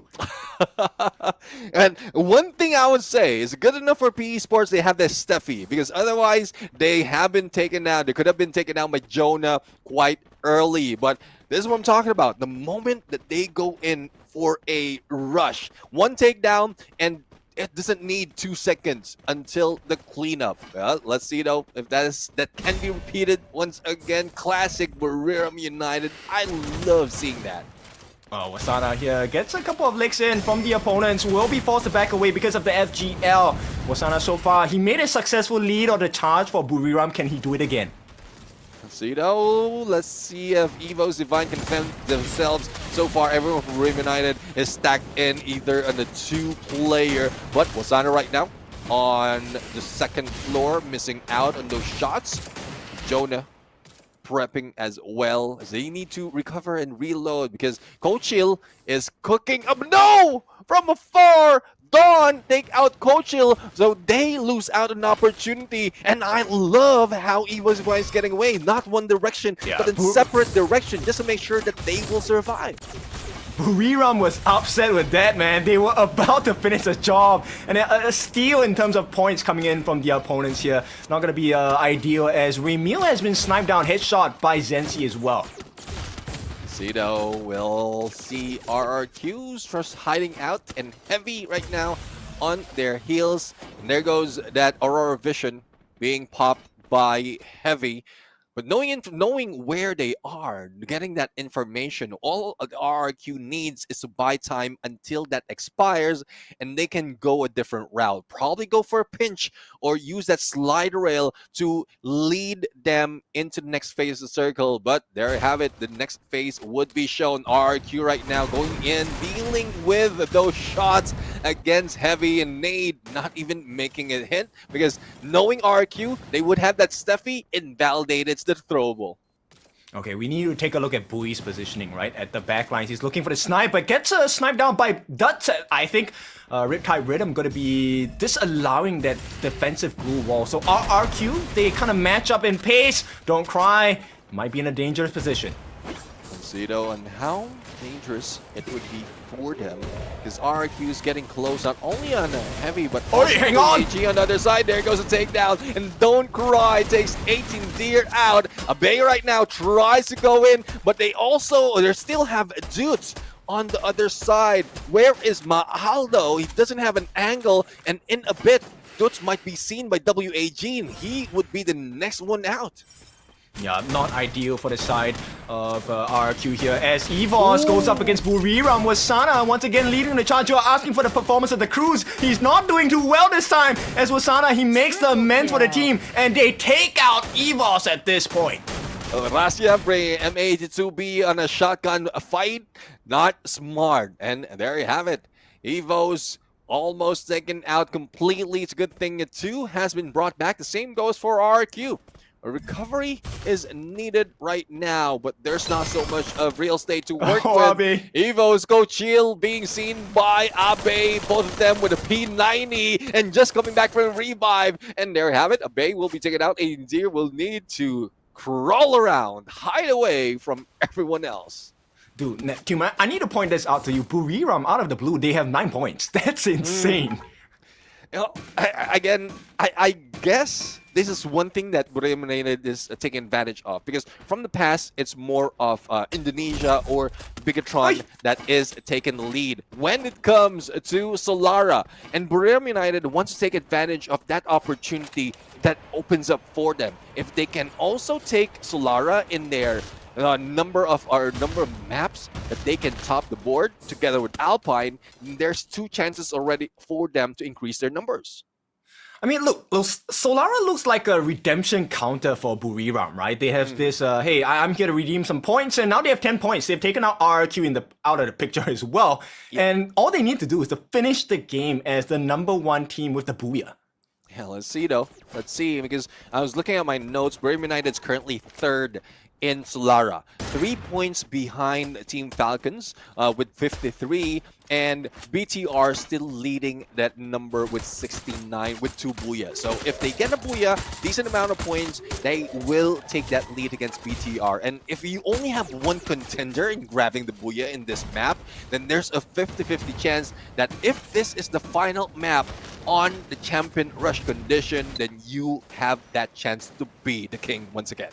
Oh, what a movement by the Cruise! He sets the team up, and they take out Heavy at this point. Let's take a look at Magna as they are looking a little bit dangerous on the side of VP. VP needs to get that 1 point. They have got it, and they will look to just delete Magna out of this game, and Magna bows out at 8th place. And this is the same spot where Buriram United took out a team, and Virtus Pro will just be hanging back. Now, they might be a little bit too late in the picture in the party because the Blues closing in, and a lot of folks, a lot of players already jumping in with that launch pad. AGAL, even Pharaoh. Now, will there still be any place for Virtus Pro, because it's getting crowded right now? Yeah, Riptide Rhythm not going to be at the appropriate area for WAG, and the nades are starting to fly in for the side of Buriram. Wasana relocates himself to the side, but they're going to be meeting AGAL along with Pharaoh. There's so many teams here, it potentially is a free-fall. See though, YMWAG, a good chance that they can go for a flank against Buriram United and take over a distance, or take a distance from the remaining team. But they will need to deal with BRU first, who's leading the pack in terms of elimination. For AGAL as well as Todak right now, they're just putting so much pressure on Virtus Pro, and it's just elimination overall from all across the board. Evo Zivine already out. AG Global, despite of losing Chinoy, still a good chance to grab another Booyah. But the tough contender in this fight would be Buriram United. Yeah, the Flash 3 is going to be laying down onto the side of Buriram as well. AGAL and Todak working in great harmony and synergy to be able to block off the rest of VP as well. There's one more team coming in. Oh, hang on. Todak, they made a dive. Well, they made a dive, and Traps has been trapped. Let's see if Videls will be able to recover as well. And Virtus Pro will be taken down. Even Todak's being taken down one at a time. Now, Traps and Fies still on 2nd floor. WAG pressured by the blue. They will be pushing in, and they might be meeting up with Buriram United. I'm only seeing 2 though from BRU, Jonah and Moshi, but it seems like the rest of the teams already move ahead. Jonah almost being taken down, but saved by that glue wall as well as a time turner. The Cruise is out. Now, 3 players from Buriram United, but all focused on them, especially after taking that airdrop. Yeah, there's an unspoken rule. Everyone wants to get Buriram out of this map. Everyone's just shooting at them with Sana in the middle of 4 teams at this point. WAG, they see him, they take him down. That point is going to go into the side of AGAL. Maybe this is the time. The 3rd Booyah in a row, maybe? Oh, let's see though. I mean, they only have 3 players. Make that 2 players remaining, and Todak has the same. WAG though is looking for a good run for the Booyah as well as Team Pharaoh. But Team Pharaoh has high ground advantage, but not so much of cover compared to what we are seeing from the other teams on this side. But BR dealing in number on AG Global. They didn't expect that from happening even from long range. But X4 says, no, stop what you're doing. We're going to take you down. Yeah, he teams the Cougar at this point, and WAG, they have 4 members. AGAL, I don't think they want to contest at this point. PR, Pharaoh, they have to get their bandages ready because you have to mummify someone, and he has to be AGAL. Somehow, this guy, Pixel Health, still alive on inside of AGL. As, Pharaoh, they'll look to reposition themselves in the other half of this circle. Yeah, love the reposition. Good enough that they have plenty of space to work with. Otherwise, Blue could have taken them, but WAG right now, this second floor is not looking good. Nades would be open for them, and Cougars already in the front line. Now, this rush would be done. Expo repositions on the other side, but it's a little bit too late for Tikoy. Here comes PLS1 being hit as well, and that jump spread out by Pharaoh right now, bringing in so much pressure and damage against WAG, and only Expo remains, and this might be it. WAG out, AGAL with only 1, and Team Pharaoh looking for their Booyah. It's a 4-on-1 X4. He should not survive this. He can't survive this. And the 1v1 still happens. It's a team wipeout. And AGAL, the last remaining member, who is it? It's Team SR, the previous MVP. I don't know how he's going to do it, but this is going to be a miracle if he does it because it's a 99% win rate for Pharaohs. There's no way they can mess this up, right? Oh yeah, I mean, it's no way, in spite of Team SR, who has clutch potential, 4 players would be a little bit more tougher for him to deal with. But look at Team SR, the way he gets away, the way he slips away from the clutches of PR, delaying the inevitable, but jump might be going down. Team SR right now chasing, being chased by everyone, but finally, the final bullet, and Pharaoh rise from the tomb and grab their second Booyah for the knockout stage. Well done to the Pharaohs from Thailand. They have mummified everyone else, and this time it is the pyramid that is built on top of the other 11 teams. So wonderful performance. AGL will give you a short little shout out because Team SR, he lasted longer than most people. Yeah, definitely. I mean, I mentioned that earlier. When he was MVP, he's just this slick guy, and literally slick. You get a hold of him, he gets away. And with the help of slide rail as well, it's just going back and forth. If it wasn't for the blue, he could have survived or even taken out 2, but not all 4. It's tough, really, even for Team SR to go for a clutch, but I would love to see that one day. True. I mean, he could have made it a 1v1v1v1 4 times in a row and won that outright. But that miracle will not happen. And we will see this Pharaoh Booyah. This is the first one I've seen out of all the different broadcasts. So this is a big marker of success for them. Yeah, definitely. I mean, 2 Booyahs overall. And in terms of elimination, they are tied with WAG. To be honest, like, I think they're very close in the numbers. And I'm loving this side of Pharaoh. I know their aggressiveness. I know that at some point from the past, they're losing out if they are playing survivability, but not this time around. This is what the Pharaoh, I guess it's more of the reincarnation of the team themselves, switching over to a team name like Pharaoh, and now it seems like they're immortals.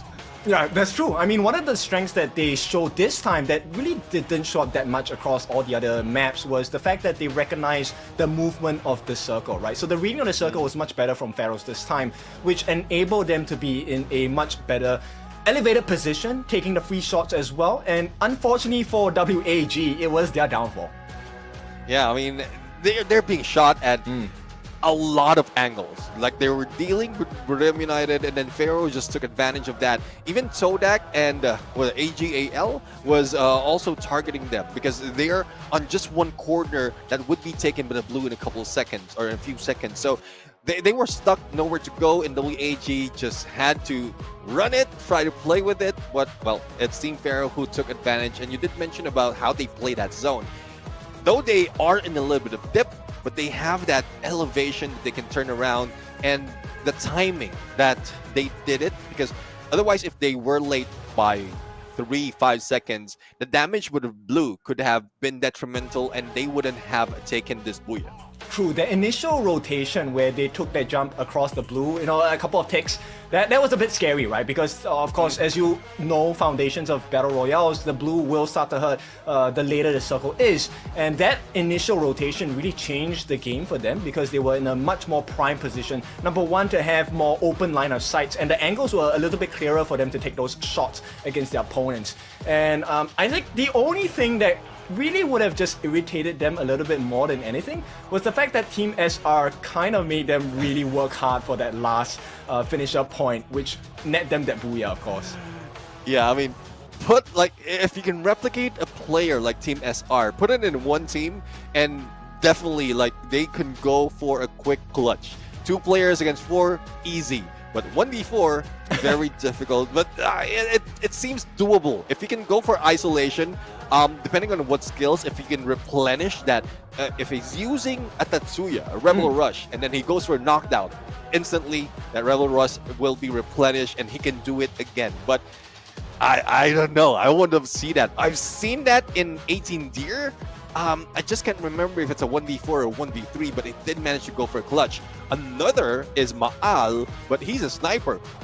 He's not a rusher, but Ma'al did a 1v3 clutch from the previous week. So these clutches just show us how well these pros are. And I've been playing a lot of rank, and I have seen less of those happening in those matches.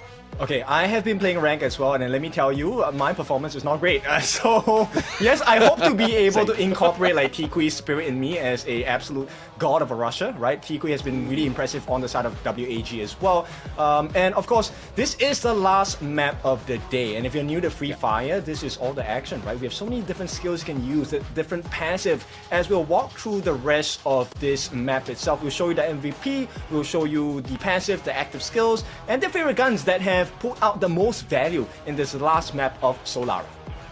Yeah, exactly. I mean, I'm looking forward to what the team has offered right here, because at this point, with a combination of active and passive skill, we can see right ahead what the plan is, what they are going for. Are they going for an aggressive approach, a long-range engagement, or a mix of both? And quite surprisingly, for the past booyahs that we've seen, a lot of teams are just trying their best to, I couldn't say gamble, but I guess that's a term.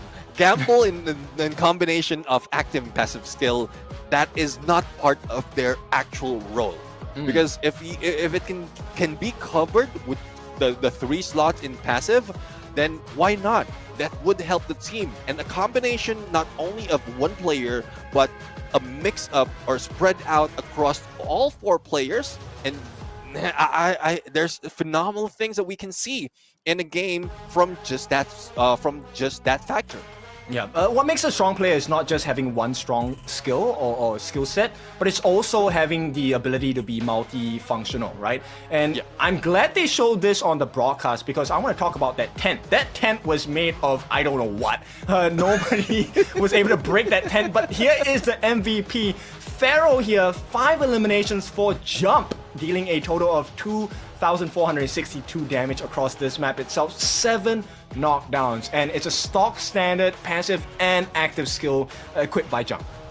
Yeah, definitely. I mean, Joseph, we have the Olivia as well. Olivia has been introduced, if I'm mistaken, after the World Series from last year, because we've seen so much benefit from the healing touch. And Ford, we have seen so much of that Iron Will gaining additional HP as they take damage, because you don't want to lose out damage once you're hit. And that's what's ironic for Ford, and that's the reason why it's Iron Will, because it's ironic. But the reason you get hit, you still gain HP. So I'm loving this this passive skill overall.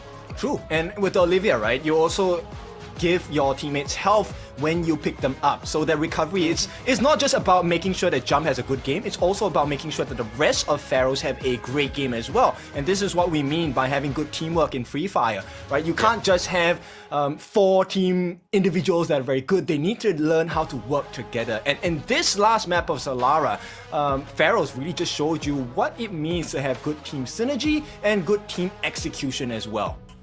Yeah, let's see more of not only for this Booyah, but also for the other combination if they've switched it up. Because I want to see what would be the effect of using specific active and passive skill combination based on their performance. But speaking of performance, here are numbers in terms of elimination. That is a lot. So let me try and add 17. it up. I got you. 17. All right, thank you very much. 17 elimination plus the 12 on the Booyah. And though, yep, it doesn't reach up to 30, it still is a good number, 29 points for them. Now, this is what I'm waiting for. I'm taking note of this. Oscar Tatsuya, they're built for Rush. And with the passive skill, they're built for Tough as well for Jump and Cougar. Dawn is also adding more of that, but with that Time Turner plus that Tiva, so if anyone gets knocked out, pulls out the Time Turner, quick pick up with the Tiva, they're still in play. And you know how it is with Sensi? It's a standard sniper build with that Skylar, Maro, Moko, and Raphael. Yeah, I really like this, right? You know, we have talked about the most picked characters in the game. We'll talk about that later. But with this Booyah, they still stay atop of the game here. They will be at the top with 29 points in total, followed by Buriram with 19. Very high elimination count for Buriram, so all's good for them. You don't need that Booyah. You still have a good standing. Yeah, exactly. I mean, good standing indeed, and we're going to see that in a bit. Who's going to be the first set of teams? Now, we're going to see next week when we head into the next phase of the knockout stage. So, the top 12 will be the ones being part of the day number 1. And there we have it, the overall standing. So, well, there you have it. VP is on the 12th place. Unfortunate for Team Flash, even Heavy was able to recover that quickly, but ran short in terms of points. And there's one thing. BTR, despite of them not playing, they are still part of it. So, like, lucky them, good enough on them that VP didn't get that much point, push them down. True. But now we have the final 12, right? So all the Thai teams are inside, and a good majority of the Indonesian squads are in as well. Unfortunately for the Malaysian region, they will be solely represented by Todak in this first round of week number 3. Ooh, wow. Team of the day would be WAG, though it seems lower in terms of numbers, similar to what we've seen Todak from day number 4 or the first day of this week. But I'm loving that they were able to push themselves up in the number 1 spot. And this time around, compared to other days, or was it yesterday, we're in the top 3 are often no Booyah takers. But team of the day right now, WAG, 92 points. 1 Booyah and 48 elimination. And this only proves to show that you don't need that much of Booyah as long as you are consistent in elimination. And take note, that is 44 on the placement point. So it's a balance of both that WAG has brought in for this day. True. And the rewards is cold hard cash, baby. That is $250 for the team of WAG. And I'm so happy that, you know, in our predictions earlier today, we actually have one of each our predictions making it to the top 3. Let's take a look at the best Predator though. WAG T-Kui, the best rusher in the game according to the comments, and based on performance in the game, 13,697 points with 18 eliminations.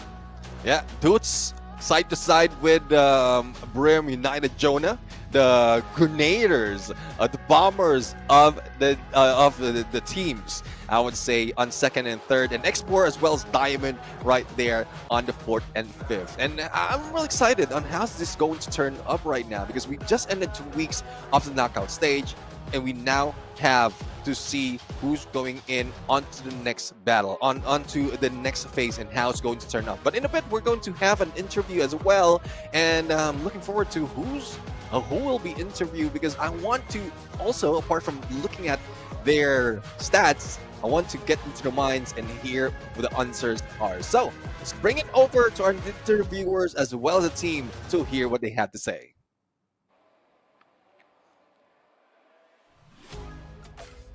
Hi survivors, it's me MC Yunsu, and right next to me is Esports from WAG, and we are so proudly to announce that WAG, the Vietnam team, has become the team of the day of our FIFA World Series tournament today. I'm so happy for that, and that we're going to have an interview with you guys right now.